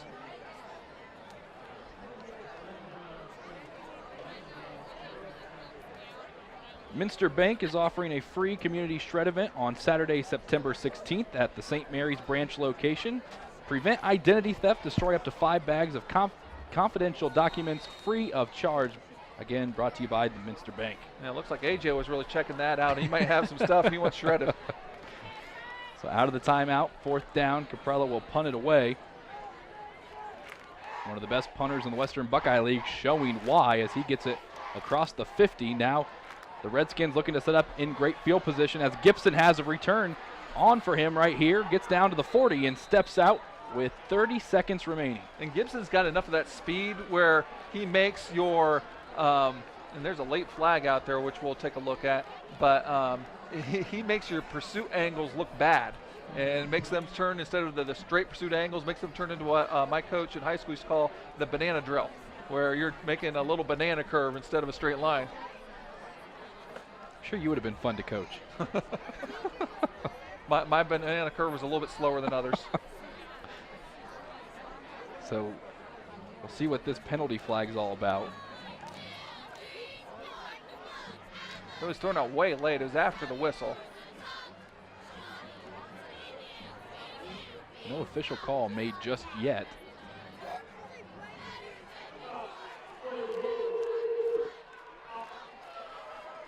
Oh, and this is going to be a big one, a 15-yarder personal foul on Shawnee. Again, I didn't see what it was, but given that there's only 30 seconds to go, and I don't know if we're going to get this here on the replay or not, and it doesn't look like it. Only with 30 seconds to go, 15 yards is huge. That's going to take them all the way down to about the 25-yard line. They're already, a threat to score. They do have 1 timeout left, but, they might have a couple cracks at this now, Eli. We'll see what Coach Moyer draws up, as that 1 timeout will be crucial. Erb dropping back, looking to go deep. He's got a man down the field, and it's complete Apple, but then he drops it. He took a big hit, and they're just going to say it fell incomplete. Yeah, and this is where those jerseys kind of come into where we couldn't really see who made that big hit for Shawnee. Unfortunately, maybe you did, but I wasn't able to see it. But the same play that we saw ran earlier, where they ran a flood route and he had to put some air under it to get to him. Here we see, again, going to the right flat, has to throw it above the first line of coverage, got it to Apple, but then Apple takes a hit and is unable to hold on to the football. So 2nd down and 10. 23 seconds remaining in the first half. Erb, straight pass, looking down the field for Gibson, and it's swatted down. That almost was 6 for the Redskins. Nice play by Jacob Voorhees. Ball thrown just a little bit behind Riley Gibson. Had a nice, I was watching him the whole way, ran a post corner route where he threatened to go to the inside and then busted out to the outside. He had a step, but it just was a little bit behind him. There wasn't much of a window, though, because he couldn't lead Riley Gibson because he would have went out of bounds. It would have took the perfect pass, as we saw on that great camera shot. Brady Erb only 17 of 32 throwing the ball before this ball game. He's been airing it out quite a bit tonight, and here he goes once again. Looking deep for Gibson, overthrows him, and it'll bring up a 4th down. Yeah, but it's 4th down with 11 seconds left, so really everything's on the table here. If you don't feel that you can kick this field goal, which I don't think they do, I think that's out of Gessler's range, time's not a factor. You can definitely give it one more shot, although here comes some sort of personnel grouping. Now they're going to try to kick it, but this time they're going to have Luke Beach go ahead and try to kick it. He handles kickoff duties, has a little bit of a stronger leg. Looks to be about a 42-yarder here. We'll see if he can put the Redskins on top. Kicks on its way. That one looks pretty good. And no. It must have been just to the left, but he definitely had enough leg on it and made a heck of a run at it.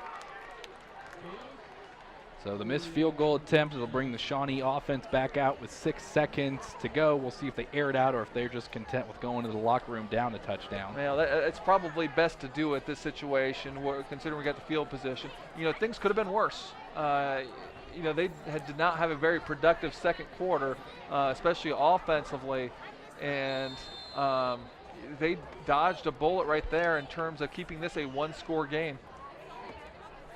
Well, they're going to line up like they want to air it out, but this could just be a designed run for Johnny Capella. And he is going to throw it, so we'll see how deep he can throw it. He's got a lot of time. Now he's finally being pressured, lets it go deep down the field, and it falls incomplete. So that's the first half of play. Wapak up 14-7 here at Shawnee in this Week 3 matchup. We'll be back in just a bit to take a look at this one on Game Face Ohio. Sure, you don't need a set-top box to watch cable, but without one, you're not getting everything your TV has to offer. Add a set-top box from TSC to your television and get more channels. Get a channel guide that tells you all about the shows. Run multiple devices through one universal remote, and you can even add DVR and HD channels. Get everything your TV has to offer with a set-top box. Call TSC and ask for your set-top box today. It's easy as 1, 2, 3, call TSC. Come out to Astro Lanes, where you can find great food, good drinks, and of course, bowling. Astro Lanes, a great place to spend some spare time.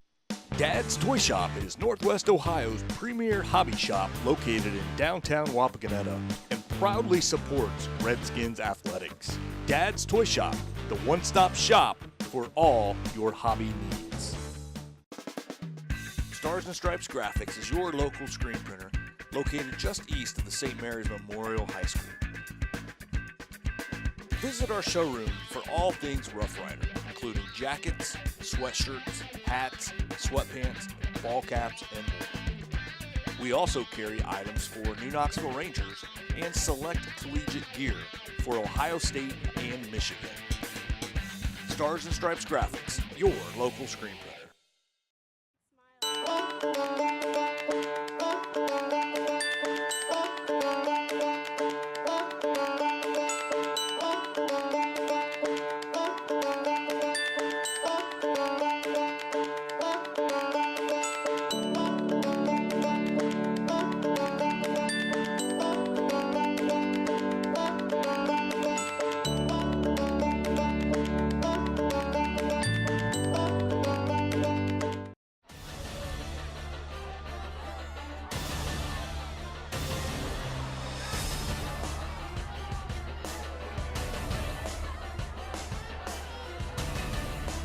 Halftime here in this Week 3 contest between the Shawnee Indians and the Wapakoneta Redskins. 14-7 is the score with Wapak on top. Eli Alvarez and Paul Sadler alongside you for this one. Let's take a quick look at the scoring summary and how we got here to this point. It started off with a big play from the quarterback Johnny Caprella as he added to his already high passing yardage, and he connected on a 93-yard pass to Peyton Wilson. And it was a great hustle, though, by Riley Gibson to get down there and knock him down at the 1-yard line, and then Grant Wheeler capped off that 4-play, 94-yard drive with a touchdown run. Then in the second quarter at the 8:51 mark, Evan Keck, a 17-yard run, capped off an 8-play, 65-yard drive, and we finished the scoring at the 1:37 mark in the second quarter off a nice screen pass to Riley Gibson, 14 plays and 57 yards. That's how we got our score of 14-7. Now, grab your pens, grab your paper. We're stepping into Sadler Schoolhouse.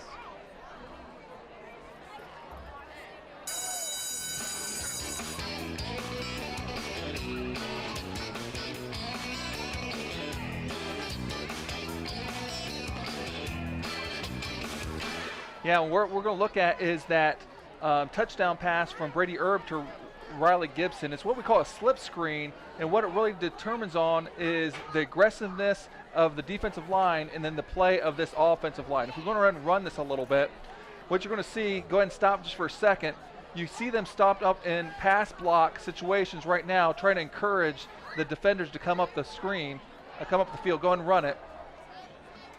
And now freeze it. Now you can see all of the Shawnee defenders have been going up to attack the quarterback, while all the offensive linemen for the Redskins are going to try to find somebody to block. Go ahead and run it. And there you can see big-time blocks right there by Brendan Kenevy. And then another really big one coming here if you run it by Hunter Seide right here to be able to finally swing it there for the touchdown. We'll take a look at it one more time on live action with our end zone cam, which is a great look. You'll see what Brady Erb is seeing. All of a sudden, all these black jerseys are coming his way. Throws it right over the top to be able to score the 6 points and give the Redskins the advantage. Sadler Schoolhouse, entertaining as always. Let's go ahead and look at the first half stats, Paul. Yes, stats are really kind of almost a little bit even, as we could be able to see right there. Having a little technical difficulties, but Wapak has a total of 204 yards for the half. And there it is. And Shawnee 132 yards, where almost all passing. Now the rushing was really skewed there with the sack yardage as well, and a couple turnovers for both teams too. So really interesting first half. Look forward to the second half. We'll take a quick break and be right back with the start of the second half. 14-7, Wapak on top. TSC can save you money. How? TSC can save you money with Emerge. What's Emerge? The Emerge bundle plan. TSC will merge your phone, cable TV, and internet into one nice, neat package to save you money. How much money? A boatload. The Emerge bundle plan, only from TSC. TSC, give us a call and see. It's easy as 1, 2, 3, call TSC. When you see an orange truck, you think G.A. Windsor & Son Company. But the next time you see an orange G.A. Windsor & Son truck, we want you to think green. Why green? Because G.A. Windsor & Son are the original recyclers. Using a modern fleet of trucks, G.A. Windsor & Son Company collects food co-products from restaurants, food retailers, and food manufacturers in Ohio, Indiana, Michigan, and Kentucky. These food co-products are used to manufacture quality livestock and pet care feed ingredients. So the next time you see an orange G.A. Windsor & Son truck, think green. Hello, Frost Roofing. Frost Roofing holds the same core values our company was founded upon nearly 9 decades ago. We proudly provide quality craftsmanship and top-notch service to each client we serve. We're licensed by several major roofing manufacturers to give you the right recommendations at the best value for your investment. With state-of-the-art equipment, cutting-edge technology, and our honest way of doing business, Frost Roofing is our area's preferred commercial roofing experts. To learn more, visit frost-roofing.com or call 419-739-ROOF. Owen Kitchen & Bath Showroom has been family owned and operated since 1990. We can help you from start to finish with your entire project. Let one of our professional designers put the final touches on your project. Owen Kitchen & Bath now has 2 showrooms to better serve you in Wapakoneta and Lima. Owen Kitchen and Bath. Cabinetry that will take your breath away at prices that won't.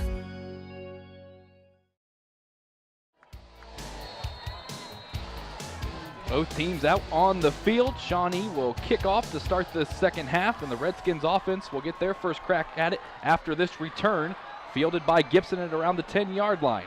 Making a few moves, and he's going to be tossed down at around the 25, and that's where Brady Erb and his offense will take over. Okay, we're going to do a little bit of halftime adjustments, and from a Wapak standpoint, the big thing is just to learn from their mistakes. In the first quarter, they had 2 promising drives that were wiped out by self-inflicted fumbles, but when they didn't, they were able to turn it into points there in the second quarter. For Shawnee, the big thing that they need to do is just get their offensive mojo back, and starts off by protecting Caprella and allowing him to make some plays. He was only 7 for 20 passing the ball in the first half, and he came into the game completing 62% of his passes. So a handoff on the first play of the second half, picks up some solid yardage there for Coach Travis Moyer's offense. And a very high percentage of the first down calls has been putting the ball in number 5's hands for Wapak, and he's been getting a minimum of 5 yards to carry for them on first down. In this case, is more like 8, and that really sets them up pretty for second and short. Well, they average 153 yards rushing the ball per game. Evan Keck's almost there by himself alone in this one. This will be a handoff to Gibson. He'll get the first down and then some around the 40-yard line where he's dropped. And if you remember, the first fumble was between the exchange on that type of play, the inside counter play to Gibson. This time he was able to hold on to it and able to advance the chains for the first down. You can see a nice replay. Nice little hole there, but closed quickly and kind of wrestled down there by the Shawnee defense. So a fresh set of downs now for the Redskins. Brady Erb underneath center. He's been doing this quite a bit, looking over to the sideline, possibly changing the call. And he will hand it off once again, and Keck running with it is going to be stopped, but it takes the host of Indians before they finally do bring him down. And it's tough to see right there. I think it was Carter Heights who made the very first contact on Keck, but once again, another first down, another carry for Keck. And we should mention Shawnee's defense has been very strong. Again, ranked first in the Western Buckeye League early in the season, albeit, but they do kind of play kind of a different hybrid alignment. Technically, it's a 3-3-5 or even really a 3-3-2-3 type defense where they have different layers than the traditional type linemen, linebackers, backfield than other teams. Second down, Erb will hand it off to Keck once again, and it's worth mentioning that Wapak has scored more points in this one against Shawnee than either of the Indians' first 2 opponents of the year, as Delphus Jefferson and Defiance were only able to muster up 13 total points against the Indians. And Delphus Jefferson, traditional power in the Northwest Conference, was able to rally back the next week and beat traditional power Versailles out of the mighty MAC. So that's going to look like a pretty good win under their belt. Early third down in the second half for the Redskins. Erb in the shotgun. Wapak an impressive 5 out of 7 so far. What a catch by Gibson to get the first down. That was behind him, and he pulled it in with one hand. Gibson being targeted quite a bit by Brady Erb, and this is the 3rd time he has caught a pass on 3rd down to move the chains for a first down. This is most impressive one in terms of a little bit behind. He kind of one-arms it and gets it in. An 11-yard gain now for the first down, and they are in Indian territory. So an impressive first drive in the second half. We'll see if the Redskins can keep it going here. There's this unbalanced line look. Erb once again handed it off. This time Keck is stopped, and that gets the Shawnee fans going a bit. A nice play, that time by Adam Lewis, the senior. Plays both ways, kind of firing up the Shawnee crowd, as we can hear here in the press box. But that's the first time they've really gotten Keck for no gain there on first down. Yeah, I thought St. Mary's fans were the only ones allowed to have cowbells with them. Apparently not. There's definitely no patent on that. 2nd and 10 for Brady Erb. Again, solo coverage down here, down low. He'll drop back, looking to throw it deep, and he does, and is looking for his big tight end and Colin Goulet, but overthrows him. And that's tough to do sometimes, but Goulet's just got to keep running. He has a better chance of running and getting underneath that than by turning his back and then trying to jump. Your natural instinct, though, is to turn your shoulders and try to get it, but you just have to kind of run through and get to that ball. Well, the Redskins want to keep the pressure on the Indians, and they got to complete on this 3rd down conversion to do so. So they are an impressive 6 for 8, but most of those have not been 3rd and 10. Erb dropping back once again, looking for Gibson. Overthrows him, and it's intercepted. Here comes the Indians the other way, trying to change field position. Now being brought down at around the 45-yard line, and there's another turnover for Walpaw. Now, once again, another mistake. An overthrow on Gibson, who he had on the crossing pattern. And once again, Wapak, their own worst enemy, with yet another turnover, their 3rd turnover of the game. And this is Erb's 4th overall on this young season. You can see it is a long developing play. And truthfully, you probably could have been able to get it a little bit earlier by waiting him to come over the center. He had to try to throw over top of the linebackers, which probably aided to that overthrow. Daniels will run it on 1st down. Solid gain for him. And I know the stats don't back it up because of the negative plays that have happened on sacks that count against rushing. But again, I really would, if I'm Shawnee, I don't want to go away from some of those planned runs. You know, you're very, very effective passing the ball at times, but you're more dangerous when you are a threat on other layers. Daniels again gets the ball, and he's going to make some moves and get the 1st down. He Harry Houdini'd that one. So back-to-back runs gives Shawnee a 1st down. I believe that's their first 1st down since that 93-yard pass play, Eli. Couldn't have come at a better time for the Indians as they're starting to move the ball now. Well, they are in Redskin territory now. See if they can capitalize off that turnover. Caprella throwing, and he took a shot afterwards as well, and he's still down.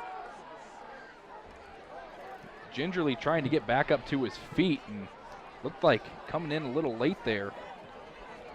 So Nathan Ambos in there with the pressure. And something else to kind of think of, they're running a bubble screen. You know, that was close to being, I do think it was a forward pass, but it's close to not being a forward pass. You have to be a little bit careful on those. If it's not forward, you know, that could be considered a fumble. So we'll see if that hit on Caprella has any lasting effects, as he's lined up in the shotgun once again, looking to run with it. He'll use his legs, and again, he's going to be stopped. No, he breaks it. He just made a little bit of something out of nothing. Now, what should have been a loss of a couple, you end up making a gain of a couple by escaping Bubba Miller there in the backfield on the scramble. This does bring up a 3rd and long. However, the way the field position is, again, you may be considering taking 2 shots at this with 4 down territory. Depends on what happens on this play. But Shawnee is only 2 for 8 on 3rd down conversions so far. Caprella thinks about running. Now he's going to try to throw it, but the pressure gets there and drops him back for a sack. Ambos and Miller is in there this time, and he's kind of slow to get up too. 2 big shots on that drive for Johnny Caprella, and now he's got to stay out there to punt it away as well. So what was promising, as we can see here on the replay, he scrambled in his face right away. Not a good sign if you're an Indians fan. No, and unfortunately, after running the ball twice and getting a 1st down, you had a couple negative plays, and now you're forced to punt. So kind of a missed opportunity and not converting off of that turnover. And it's Ryan Hefner to do the punting duties, it looks like, for the Indians, as Caprella came to the sideline. It's a good punt. It's going to land at around the 15, but that's something to keep our eyes on, because there's Johnny Caprella on the sideline talking to the coaching staff, head down and in his hands. Yeah, obviously that would make a major change. if something's wrong with him. But, hopefully it's just, a little bit of a bump and bruise and he can get back in there for the Shawnee Indians.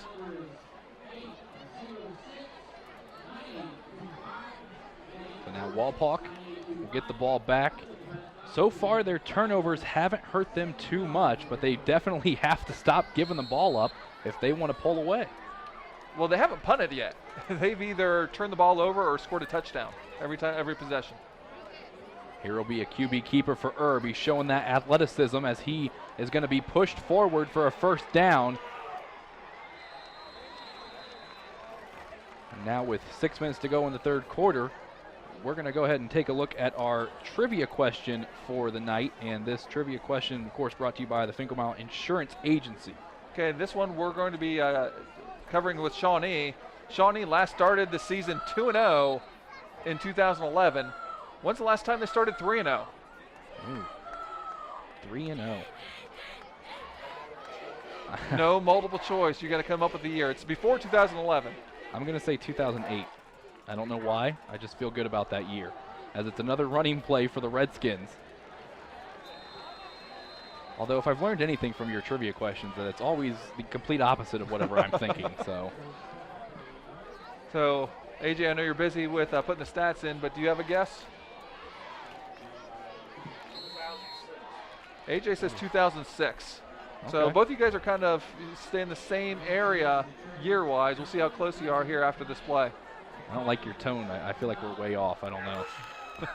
we could be way off. Second down. Erb looking to throw, and he gets away from one tackle but can't get away from the other, and he's going to be knocked back around the original line of scrimmage. Well, let's take a look and see how off we were.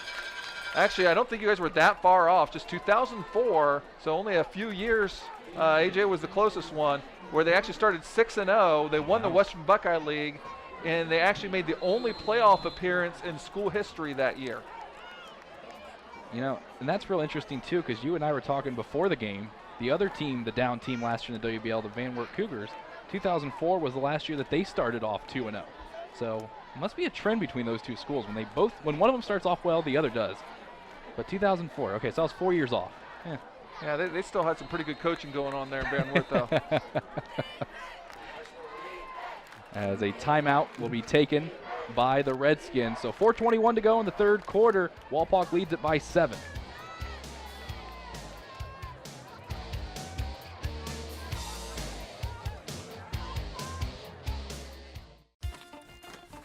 Where is that TSC bill? How can I pay it if I can't find it? You don't need the bill. You can pay it online at telcirco.com. Wasn't there a special this month? Yes, we got it from TSC's Facebook page. I know I've got the announcement for the club here somewhere. I just sent it to TSC to air on Channel 2. With telcirco.com, Facebook, Channel 2, and their newsletter, TSC makes it easy to stay connected. Now, if they could just help me clean up my desk. It's easy as 1, 2, 3, call TSC. At Minster Bank, we understand that life can get hectic. That's why when it comes to your banking, we offer the services that make your life simpler, with tools like person-to-person payments, pop money, mobile and online banking, and bill pay. But most of all, Minster Bank is a supportive member of your community, with personal relationships and customer service that reach outside of our branches. Minster Bank, helping people achieve financial success. IC Signs designs, creates, and installs custom eye-catching signs. We use state-of-the-art technology to produce indoor and outdoor signs, LED message boards, and vehicle wraps. We can also help you with LED light conversion, sign refurbishing, custom t-shirts, promotional items, and your print needs. Whether you know what you want or have no idea, trust the experience of IC Signs. Call IC Signs at 419-738-6640.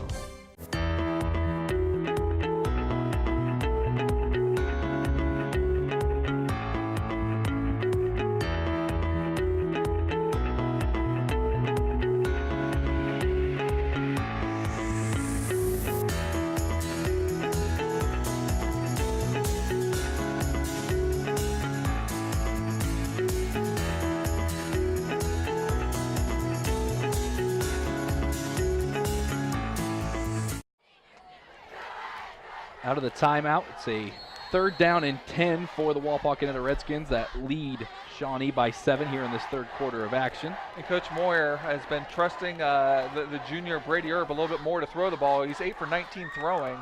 We'll see if he gets another opportunity. This time he'll hand it off. Technically, it's a pop pass, but a flag throws before that. Yeah, it's kind of a trend here in the last few years. Instead of doing a straight handoff, they do a little flip to him, and officially that counts as a pass. So if he drops it, instead of being a fumble, it'll be an incomplete pass. It's actually pretty smart when you think about it, but that penalty flag will move back the Redskins.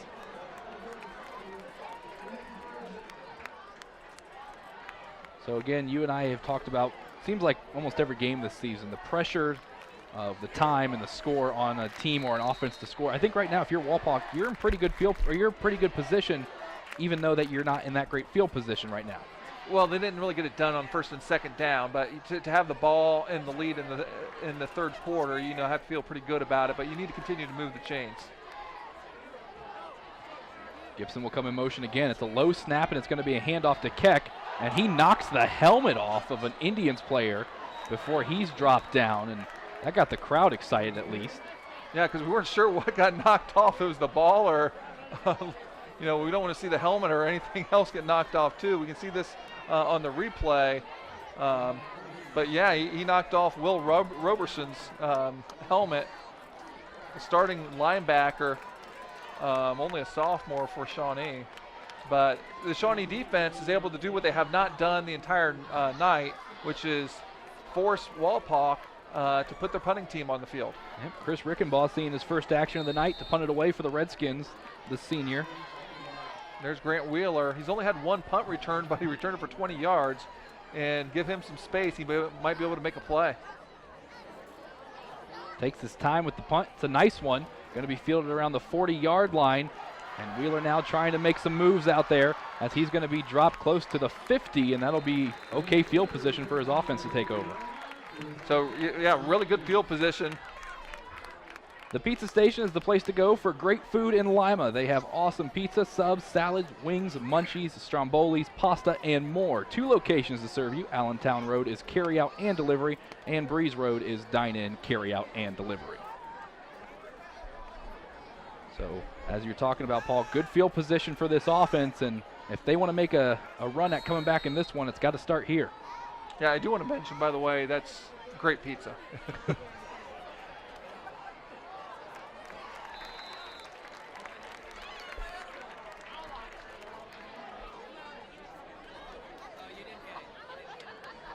So after that run, one correction, the Pizza Station 1 location in Breeze Road, that is dine-in and carry-out, and also check out their new catering service as well, as we've got a 2nd down and 6.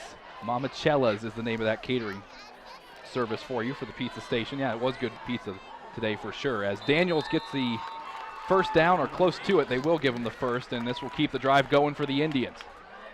And again, I hope they don't abandon that run game. They have some good things that happen from it. I would like to see them be more of a 50-50 balance as opposed to maybe a 75-80% pass team, because I think they could be very, very dangerous. Here's another handoff. This one not going for quite as few yards, but it will set up a nice 2nd down attempt for the Indians, and it's good to see Caprella back out onto the field for Shawnee as well, but we're waiting to see him air it out now. Well, that's the other thing that, running the ball does is it protects Caprella just a little bit, because it lets some other guys be able to make some plays, and there's nothing wrong with gaining 3 or 4 yards on 1st down. Now he will roll out. Flag thrown, however, and it's going to stop play dead. So it's going to be, he's calling it offsides on the offense, so they must have lined up in the neutral zone.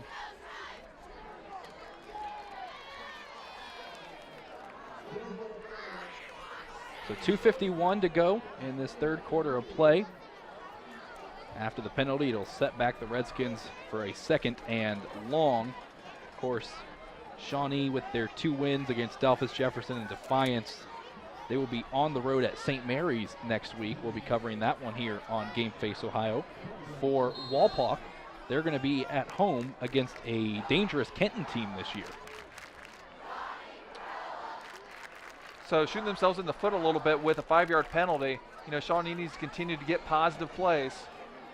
Here's going to be a short throw that once again falls incomplete, and that could have been a nice chunk of yardage if Daniels would have been able to hold on to it. So again, when you're trying to make a comeback, you know, you can't hurt yourself through penalties and, you know, not making plays. You know, that wouldn't have got them a first down by any means, but it definitely would have got them a third and more reasonable. So the Shawnee Indians on third down, 2 of 9 in this contest. Not looking good for them if you like numbers, as Caprella's going to throw deep into double coverage and almost picked off by Riley Gibson. He just swats it away instead, and it'll force a 4th and long for Shawnee. Once again, Riley doing a really good job on staying on top of the receiver so that he doesn't get behind him, and he is the one in power and be able to make the play. So this is going to bring up a 4th down and 12. 2.5 minutes to go. It's at the 40-yard line. Coach Creel looks like he's going to keep his offense out there. Remember, the very first drive of the game, they did convert 2 4th downs, including one on a fake punt. Empty backfield for the junior quarterback.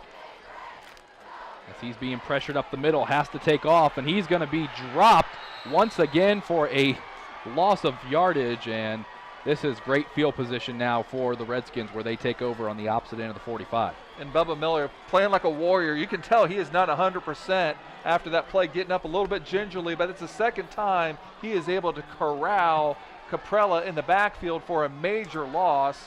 And on that 4th down, again, the Shawnee Indians go from being inside the 40-yard line of the Redskins to now, on that 16-yard loss, the Redskins start this possession in Shawnee territory.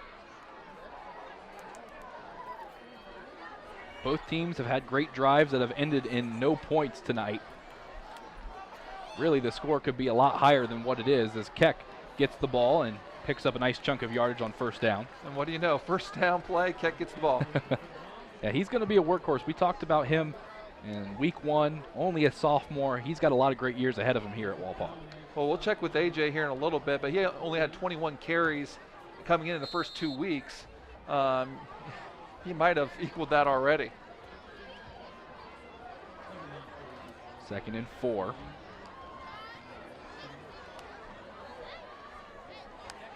Brady Erb again looks to the sideline for the play call. He's been doing that a lot tonight. And what they're trying to do is get a look from the official, or excuse me, from the sideline to see what kind of defensive look that they're getting. And they usually have a couple plays called. It's usually called a check with me. They got something up there, see what defense they get, look at the sidelines. The booth says, this is what we should run when we get this look. Let's run that play. Similar to, you see that a lot in the collegiate level where players look to the sideline for their calls quite a bit. Yeah, a lot of stuff in football trickles down. You know, whatever they start doing the pros starts to make its way down to college, and that makes it way down to the high school. You know, it's very much a copycat game. You know, what starts to work well, other people like to adopt. Here's another handoff to Keck. He won't go down easily, and he'll get close to the 25. That is his 26th carry, according to AJ. So, again, 5 more carries than he had the entire first 2 weeks of the season.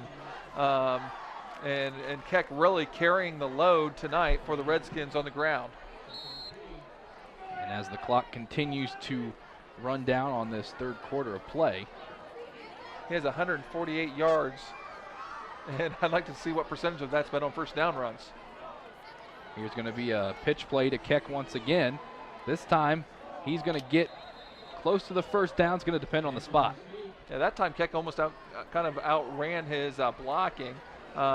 Gerstner was there to try to be able to make the block, but he actually ran past him.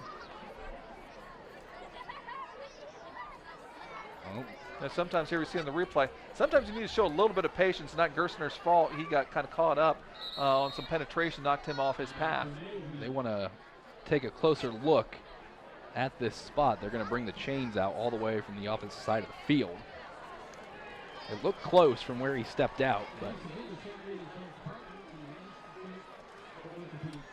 Well, in this case, we don't have the camera angle down the line, so we'll see if we get it or not. And the thing is, it's only second down, so. That ball boy's getting a good look at it.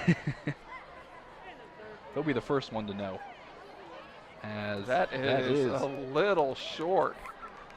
I mean, that's about as close as you can get without it being a first down. So Wapak will have a third down to deal with now, but possibly 4-down territory, although they do have the lead late in the third. We'll see what type of pressure. Well, when you have confidence in your offense, you know, being third down, that's not even looking at. We're going to pick up this first down. We're going to trust our offensive line and pick up the first down. Well, with the way Evan Keck has been running, I wouldn't blame him. And again, he's not doing that alone. You know, he's got some experienced linemen up front. You know, Tyler Jenkins, Brendan Knieve, White Moyler at center. You know, all returning starters for the Redskins. Hunter Seide and Devin McBride also starters who are out there.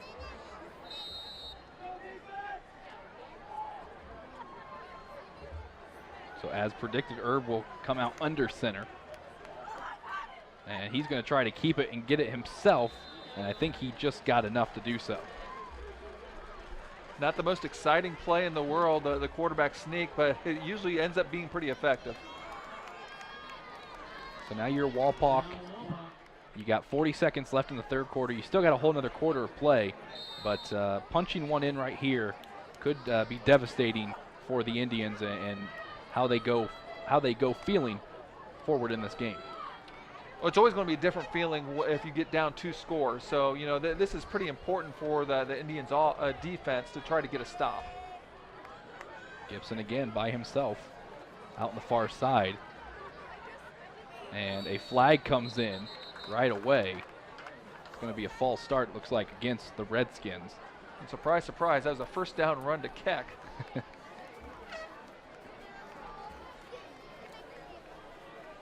But yet another penalty.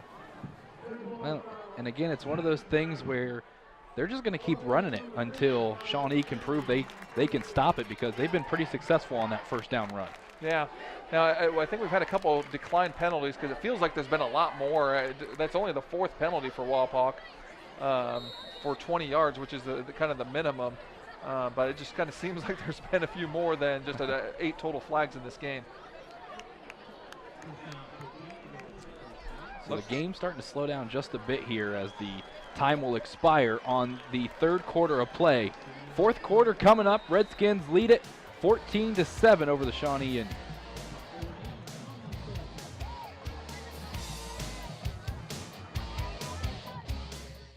Hello? Call dropped? Hello? No more minutes? Lost your phone? Don't worry, telephone service from TSC is always crystal clear. Never runs out of minutes, never has a dead battery, and most importantly, in an emergency, it displays your address for 911. Plus, TSC keeps you connected with free calling in our expanded calling area. Ask about telephone service from TSC today. It's easy as 1, 2, 3, call TSC. Finkelmeyer Insurance Agency is a full-service insurance and financial services agency offering insurance coverage for your auto, home, business, life, and health. Finkelmeyer Insurance Agency represents a carefully selected group of financially sound, reputable insurance companies to place your policy with a company offering the best coverage at the best price.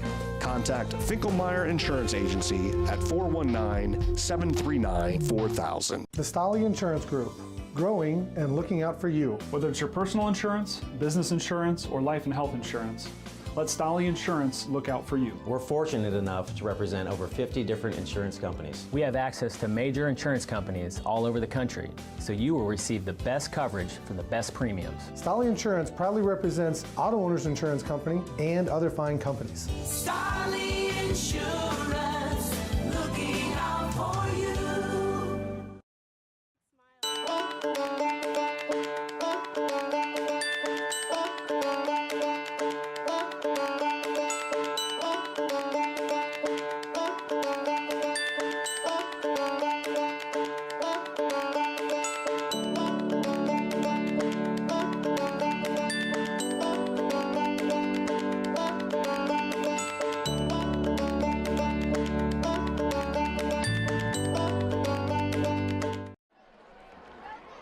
14-7 as we start the fourth quarter of play.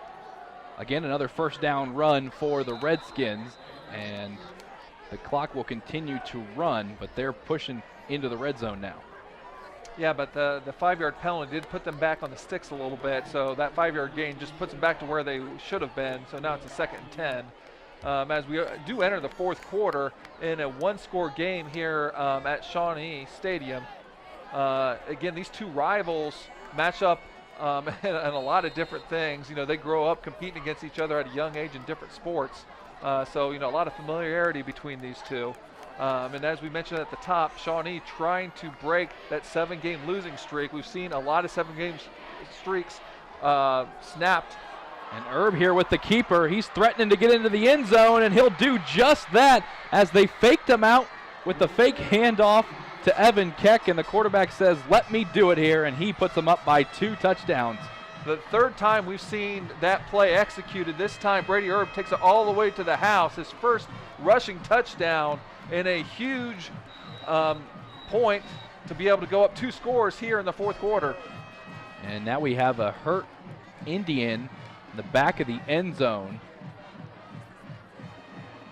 as that was a 22-yard run for Brady Erb.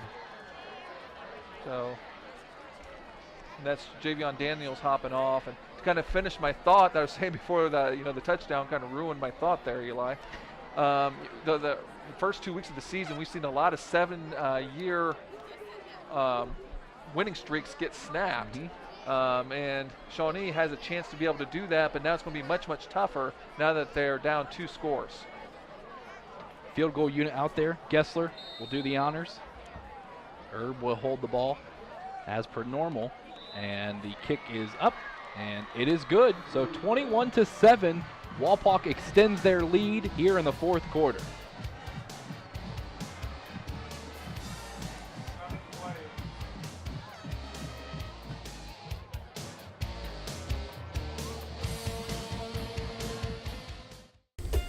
TV everywhere. TV everywhere? That's right, everywhere. You can watch TV from your tablet, your phone, your laptop, any mobile device, anywhere you want. Laundromat? Yes. Grocery store? Yes. Park? Yes. What if I wanted to watch TV at home? All your favorite networks all the time. It's TV everywhere from TSC. It's easy as 1, 2, 3, call TSC. Strength is about so much more than the body. It's about being together, serving, sharing, and caring for those around us. It's about keeping score in the heart rather than on a scoreboard. Be a part of a community that builds more than your body. At the Wapakoneta Family YMCA. The Wapakoneta Daily News, bringing you local news and more since 1905. With subscriptions starting at just 35 cents a day, the Wapakoneta Daily News is Wapak's source for timely local coverage of news, sports, classifieds, entertainment, and more. The Wapakoneta Daily News. Subscribe online today.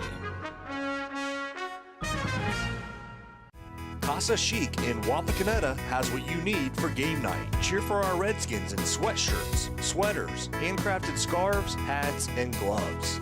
Casa Chic has a variety of vendors, each with a unique style of their own. From handcrafted pottery to knit items to an eclectic blend of home and garden decor to new and refurbished furniture for any room in your home. Come see what Casa Chic has for you.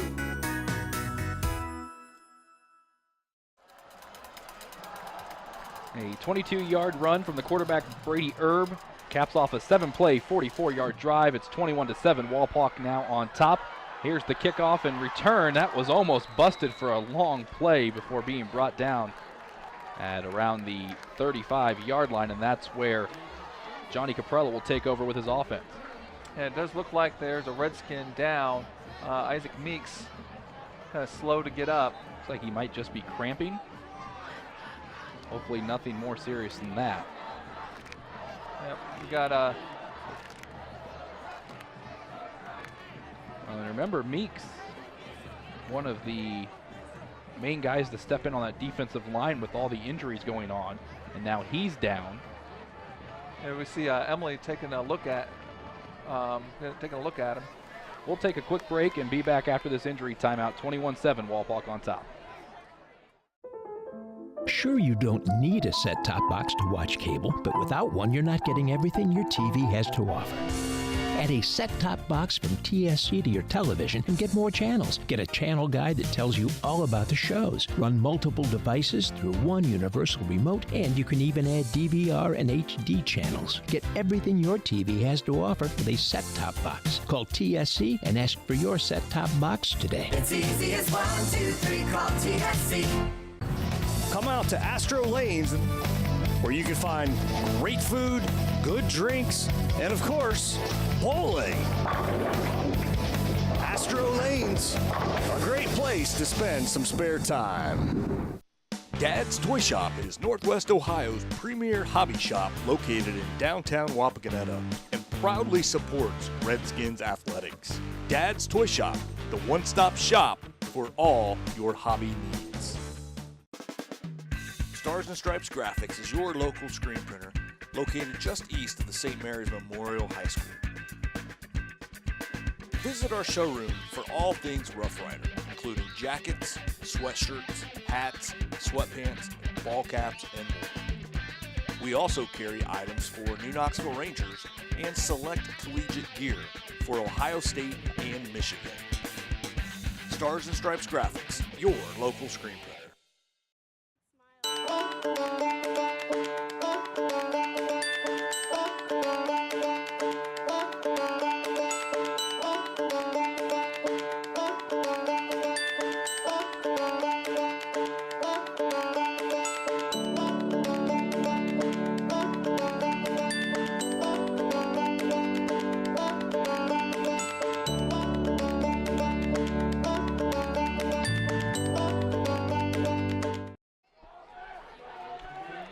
So the injured player taken care of, and we're back to football here in the fourth quarter. Johnny Caprella dropping back, looking for one of his favorite receivers, and is that one picked off or did it go incomplete? They're going to say it's incomplete. So that's going to be a 2nd and 10 after that incomplete pass. Now, we were talking so much about the explosive nature of this Shawnee offense. Had 56 points last week, averaging 400 yards a game. Well, if you take away that 93-yard pass, Shawnee has a total of 42 yards this game. Now, a big part of that is Caprella has 52 yards lost in yardage on sacks. Just got some yards back in the passing game right there, but that is something interesting to look at, considering that coming into the contest, they had a total of 800 yards, averaging, of course, 400 per game in their first two opponents. So you also have to credit the defense of Walpock for what they've been able to do. You do, and you have to go back maybe in the first quarter and wonder a little bit. Their first two drives, they had it going, and they had a couple drops that would have been touchdowns. And if they would have kind of got that going and had that confidence, if they would have been able to continue that into some more points. But for right now, they still have 10.5 minutes to be able to try to make something happen. They do have a 4th and about 2 here. And we'll see what kind of decision that they're going to make. It looks like they are going to punt it away. Well, if you remember, this is about the exact same place they ran the fake punt. That is very true. Being down 2 scores, that might be something to consider. Caprella this time will punt it away for sure. Not one of his best punts, but it will take a nice roll. Well, now it starts to roll back, and it's fielded at around the 26, 27-yard line. I have to be honest, that's a little bit of a curious call. In the first quarter, you have a couple 4th downs that you go for. Now it's the 4th quarter, you're down 2 scores. By punting it away, your defense is really going to have to come through and get some stops and some pretty quickly, because your offense has to be able to get on the field and score 2 more times. And we mentioned it in the second quarter after Shawnee scored the first points of the game. The composure of the Walpock offense after that, they didn't stress, they didn't feel any pressure, they just went down, put up points, took it one play at a time, and they've continued to do that here into the second half as well, as another running play on first down for Keck. Actually, that was Gerstner that time, so we got a little bit of a trend breaker as Gessner Gerstner kind of picking his way through the left side. I guess I'm just so used to saying first down, Keck, that. Yeah, you're in cruise control, Eli.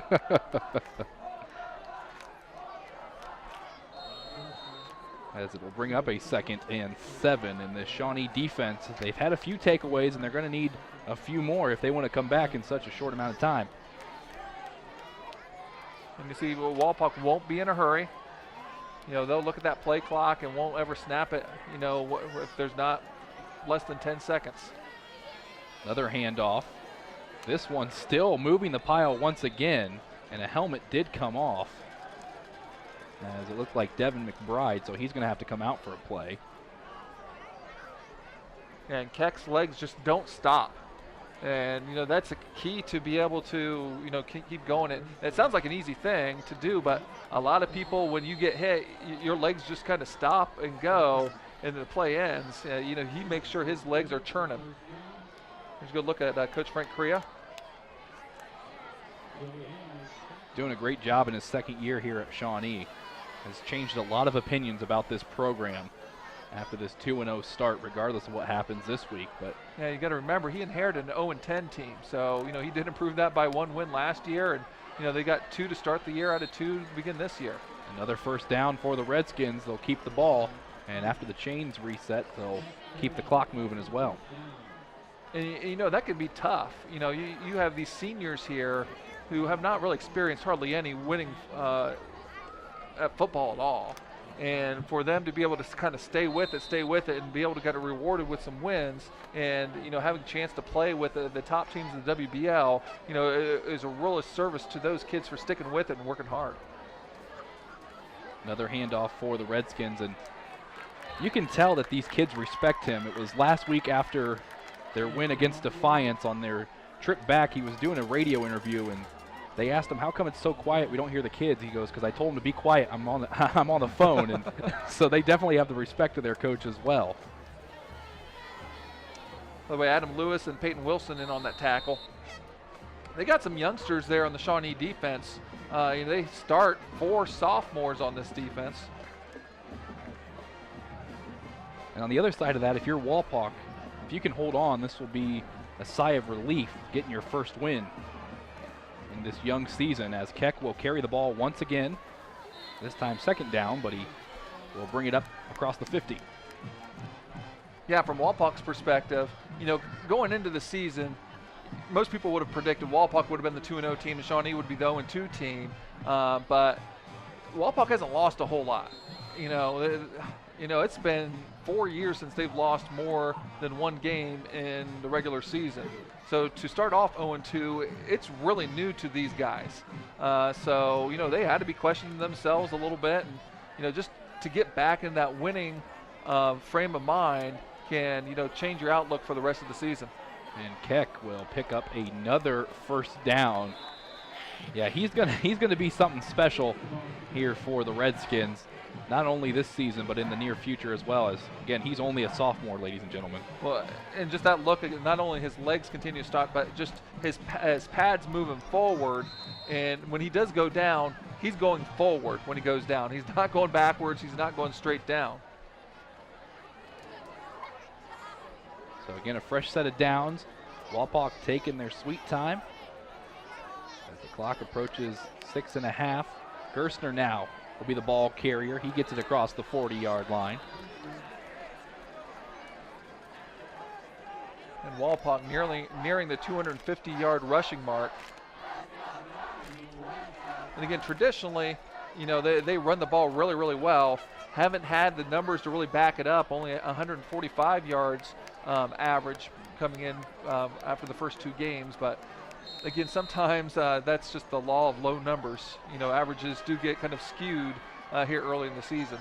And I think everybody was wondering after the first 2 weeks and the records out of the Western Buckeye League teams, is that enough information to go by? And I think now after week 3, we've seen a couple of the other matchups and how they're turning out, that now people have an indication of where everybody else is, as there's another nice run for the Redskins to keep the ball. But still, it's obvious that the Western Buckeye League is wide open this year, and it's going to be interesting to see how the rest of the season plays out. Well, there's just a lot of competitive games out there. Sometimes, the WBL has been kind of guilty of having, a bunch of 40-point games as you've had really good teams playing teams that aren't necessarily as good. And what we're seeing is a kind of a bringing back to the pack a little bit. Some of them have been improving, some of them have taken a step back, and that's allowing, for a lot more competitive and interesting football. Another handoff for Keck, this time going nowhere. And that's the thing you can argue as well. Well, do you want to see football that's competitive and that teams are going to be able to have close games but not really make a run in the playoffs because they're not as top level as they used to be? Or do you want to see a Western Buckeye League with 2 or 3 really good teams that make a lot of runs and blow everybody else out? It looks good for the WBL if they make those runs in the tournament, but it also looks good for the WBL if every game is competitive. So it's kind of it's hard to choose there because as a fan perspective, you want to see close games in the Western Buckeye League. It is, but I would say probably most fans are just watching their team, so they want to see their team as good as possible. That is true as well. As Keck will get the handoff once again, and it will bring up a 3rd down and about 3. And that run puts Keck personally over 200 yards. So once again, this young man only had 120 yards through the first 2 games. They're really stepping up and showing what kind of player he can be. And by the way, he also starts and plays every play on defense as well at middle linebacker. So playing 2 very physical, demanding positions. As Irv once again waits for the adjustments from the sideline on this 3rd down and 4 officially. He will hand it off once again, and it's Gerstner this time, and he's going to walk right into the end zone, and that's just about going to do it here in Shawnee. With the last 2 drives taking it to the house, Rob Gerstner, his 4th touchdown of the year from 28 yards out. Pretty much going to put this game away. What a fulfilling drive that was for Redskin fans, I'm sure coaching staff. As we can see here on the replay, just running that off-tackle counter, going untouched is Rob Gerstner. And we have the cell phone flashlights celebrating in the student section of Wapak. And the PAT is good, makes it 28-7 now. And let's go ahead and take a look at our Merit Real Estate Professionals Take It to the House play. And Paul, it was a good one.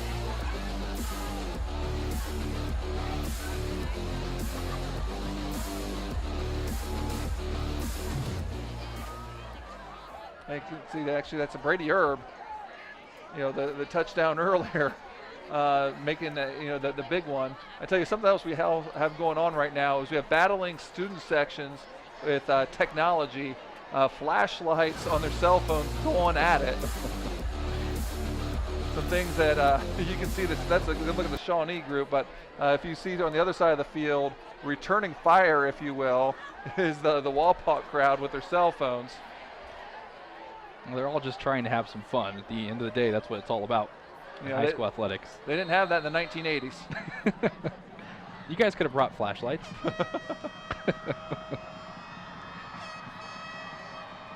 So Beach will kick it off. Kick will be fielded around the 15-yard line, and we'll see what kind of field position Shawnee gets as they'll bring it up the near sideline, and Daniels will be dropped just across the 35. So 4 minutes to go in the 4th quarter. Caprella and his offense with a lot of work to do, down 28-7. And actually, we'll see if they even send Caprella back out there. Yeah, he seems to be out there. And, we're going to be doing the Shawnee next week as well, as they'll have their hands full with St. Mary's team, who looks to kind of be getting it together. They had that big win last week against Ottawa Glandorf, where they survived a 2-point conversion late in the game. They had to pick 6 to kind of help put the game away. Having an interesting game with Van Wert tonight, but if things kind of hold true, it looks like they might get their 2nd straight win, and the Cougars might see their first defeat, as again Coach Keith Recker doing a great job there in Cougarland. Well, that brings up the question then with Caprella out there. You want to get him those throws, you want to get him that experience, but with the way we saw him earlier in this game, looked like he had some issues with the shoulder, had some trouble getting up a few times here and there. You almost wonder that if you don't risk taking him out here towards the end of the ball game as well to save him, because he's going to be a vital part to this offense going forward. He is, and he started off really good, but he's only 9 for 28 passing right now. So, they got to have some things they're going to work on. This pass is going to be enough for a first down, and Shawnee needs to go quick here. So that will be enough for a first down. Shawnee was only 2 for 11 before that conversion on third downs. Well, I think it's fair to say, we talked about it, we asked the question in the first half, was Shawnee really that good, or did they play just average opponents in the first 2 weeks? What we've seen, at least what I've seen, Paul, I think they're a team to be reckoned with going further in the Western Buckeye League. Yeah, they just have to be able to make sure that they don't hurt themselves. Again, they had some drop passes that hurt themselves. They didn't take advantage of some turnovers that they got from Wapak before. And really, it appears they got kind of wore down a little bit by the running game of the Wapak Redskins, as they were able to kind of all ground-based put the game away on the legs of their stable backfield runners with Keck and then Gerstner. Caprella throwing once again. A flag coming in late. It's going to be a first down, but we're going to see what the penalty marker is all about first.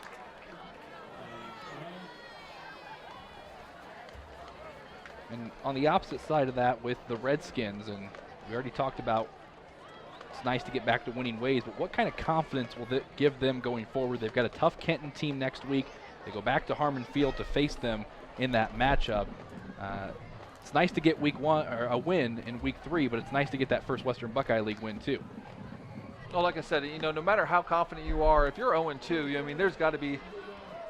Apparently, they're waving off that flag, but there's got to be some sort of doubts in there where you need a win just to get your confidence back. And it appears that they're going to get their confidence back here by winning their 8th straight over their neighborhood rival here with the Shawnee Indians. But it allows you to kind of refocus and just kind of almost relax and take a breath. We can still be who we think we are. Caprella in trouble. He's looking to throw it deep, and he does. Airs it out, and this one is close to being picked off, but they're going to say it just fell incomplete instead. And again, Mitch Apple that time staying over top. When you're playing against those teams that like to scramble and to kind of break off their routes there, it's really important that you stay over the top and force them to have to go back to the quarterback. And so far, Shawnee, at least on those scramble drills, have the tendency to continue to go deep. And it helped them the one time on that 93-yard pass, but otherwise, the Redskins defenders have been right where they need to be. Caprella dropping back pass once again.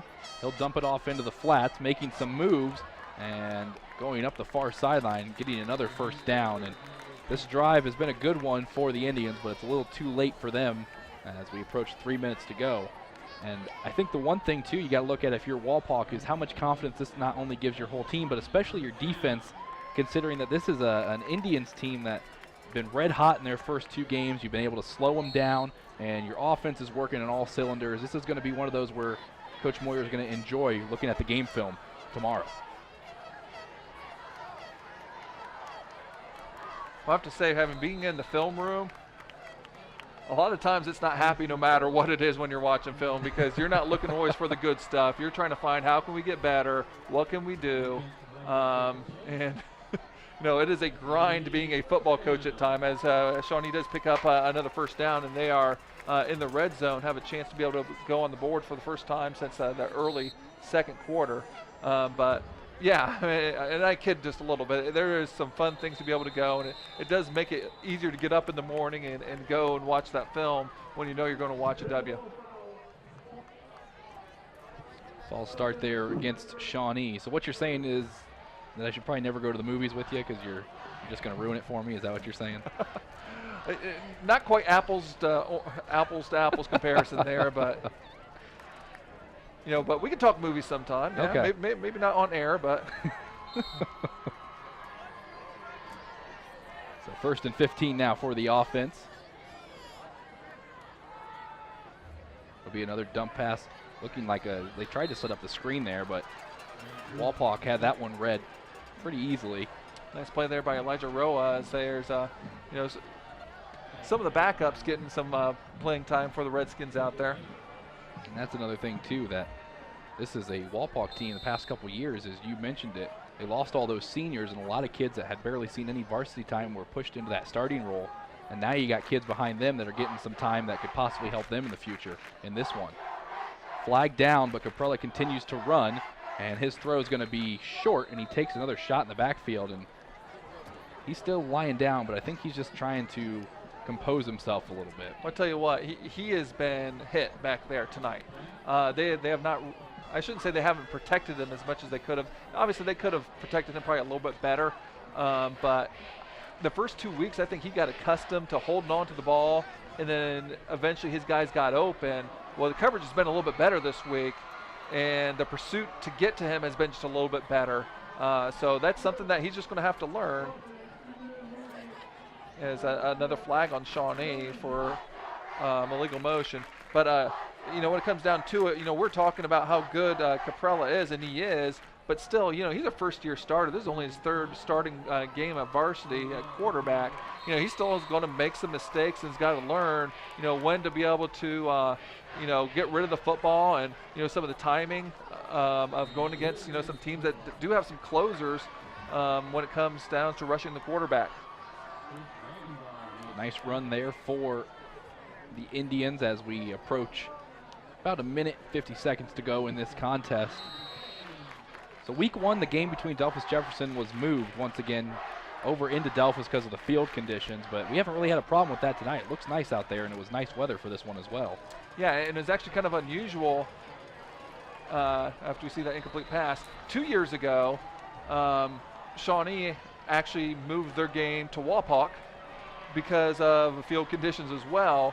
There was a big storm on Friday night, and they felt that it was going to be unplayable the next day, so they ended up playing Saturday morning at Wapak. So previous to this year, they played 3 straight games at Wapakoneta, and then we heard whispers during the week that there might be an issue with this field where they had to play at Wapakoneta again, where, you know, that ended up being unfounded. And, you know, Shawnee's been tremendous hosts here. As we see a new quarterback coming in, number 3, Reed Miracle, sophomore. So he'll take over the offense with a minute 32 to go in the contest. And we saw him in week one just a bit. When Herb had to go out, he lost his helmet on a play. He came in and took a couple snaps, and he's just going to handle the victory formation here, and that's the sweetest formation you got in football.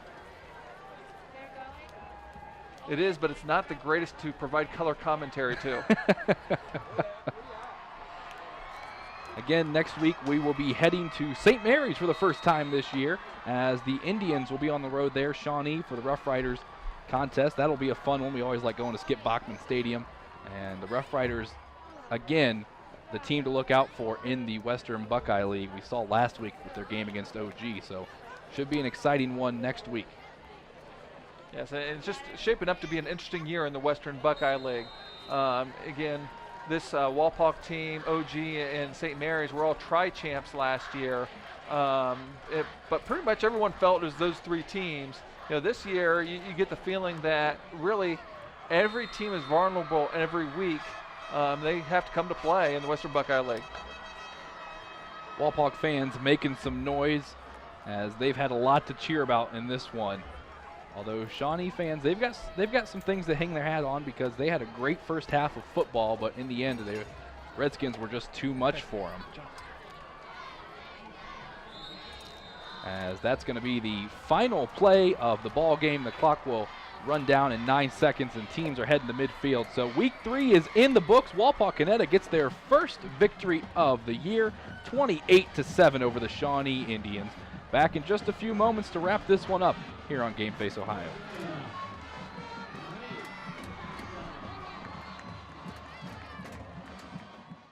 TSC can save you money. How? TSC can save you money with Emerge. What's Emerge? The Emerge bundle plan. TSC will merge your phone, cable TV, and internet in one nice neat package to save you money. How much money? A boatload. The Emerge bundle plan only from TSC. TSC, give us a call and see. It's easy as 1, 2, 3, call TSC. When you see an orange truck, you think GA Windsor & Son Company. But the next time you see an orange GA Windsor & Son truck, we want you to think green. Why green? Because GA Windsor & Son are the original recyclers. Using a modern fleet of trucks, GA Windsor & Son Company collects food co-products from restaurants, food retailers, and food manufacturers in Ohio, Indiana, Michigan, and Kentucky. These food co-products are used to manufacture quality livestock and pet care feed ingredients. So the next time you see an orange GA Windsor & Son truck, think green. Hello, Frost Roofing. Frost Roofing holds the same core values our company was founded upon nearly 9 decades ago. We proudly provide quality craftsmanship and top-notch service to each client we serve. We're licensed by several major roofing manufacturers to give you the right recommendations at the best value for your investment. With state-of-the-art equipment, cutting-edge technology, and our honest way of doing business, Frost Roofing is our area's preferred commercial roofing experts. To learn more, visit frost-roofing.com or call 419-739-ROOF. Owen Kitchen & Bath Showroom has been family owned and operated since 1990. We can help you from start to finish with your entire project. Let one of our professional designers put the final touches on your project. Owen Kitchen & Bath now has 2 showrooms to better serve you in Wapakoneta and Lima. Owen Kitchen & Bath, cabinetry that will take your breath away at prices that won't. Week 3 of high school football is in the books. Wapakoneta gets their first win of the young season, 28-7, the final against Shawnee. Let's go ahead and take a look at our scoring summary. It started off in the second quarter. It was set up first off of a great pass from the quarterback out of Shawnee, Johnny Caprella. He hit Peyton Wilson on a 93-yard reception. He got himself all the way down to the 1-yard line. Riley Gibson did a great job of coming out of nowhere to stop him from getting in, but then one play later, it was Grant Wheeler on a 2-yard run, capped off a 4-play, 94-yard drive. That drive only took 1 minute and 3 seconds. Then in the second quarter, Evan Keck, 17-yard run, 8 plays, 65 yards on that drive. At the 1:37 mark of the second quarter, Riley Gibson off the screen pass, capped off a 14-play, 57-yard drive. And then in the third quarter, at the 11:07 mark, Brady Erb ran it in himself, 22 yards, capping off 7 plays, 44 yards, and then the final score of the game came late in the fourth quarter. It was Rob Gerstner sealing this one for the Redskins off a 22-yard run, 10 plays, 73 yards. Again, the final 28-7. Paul, let's take a look at our stats for tonight. Yeah, pretty much ended up being dominated by the Wapak Redskins from a total yardage standpoint, both rushing, total yards, and really time of possession as well.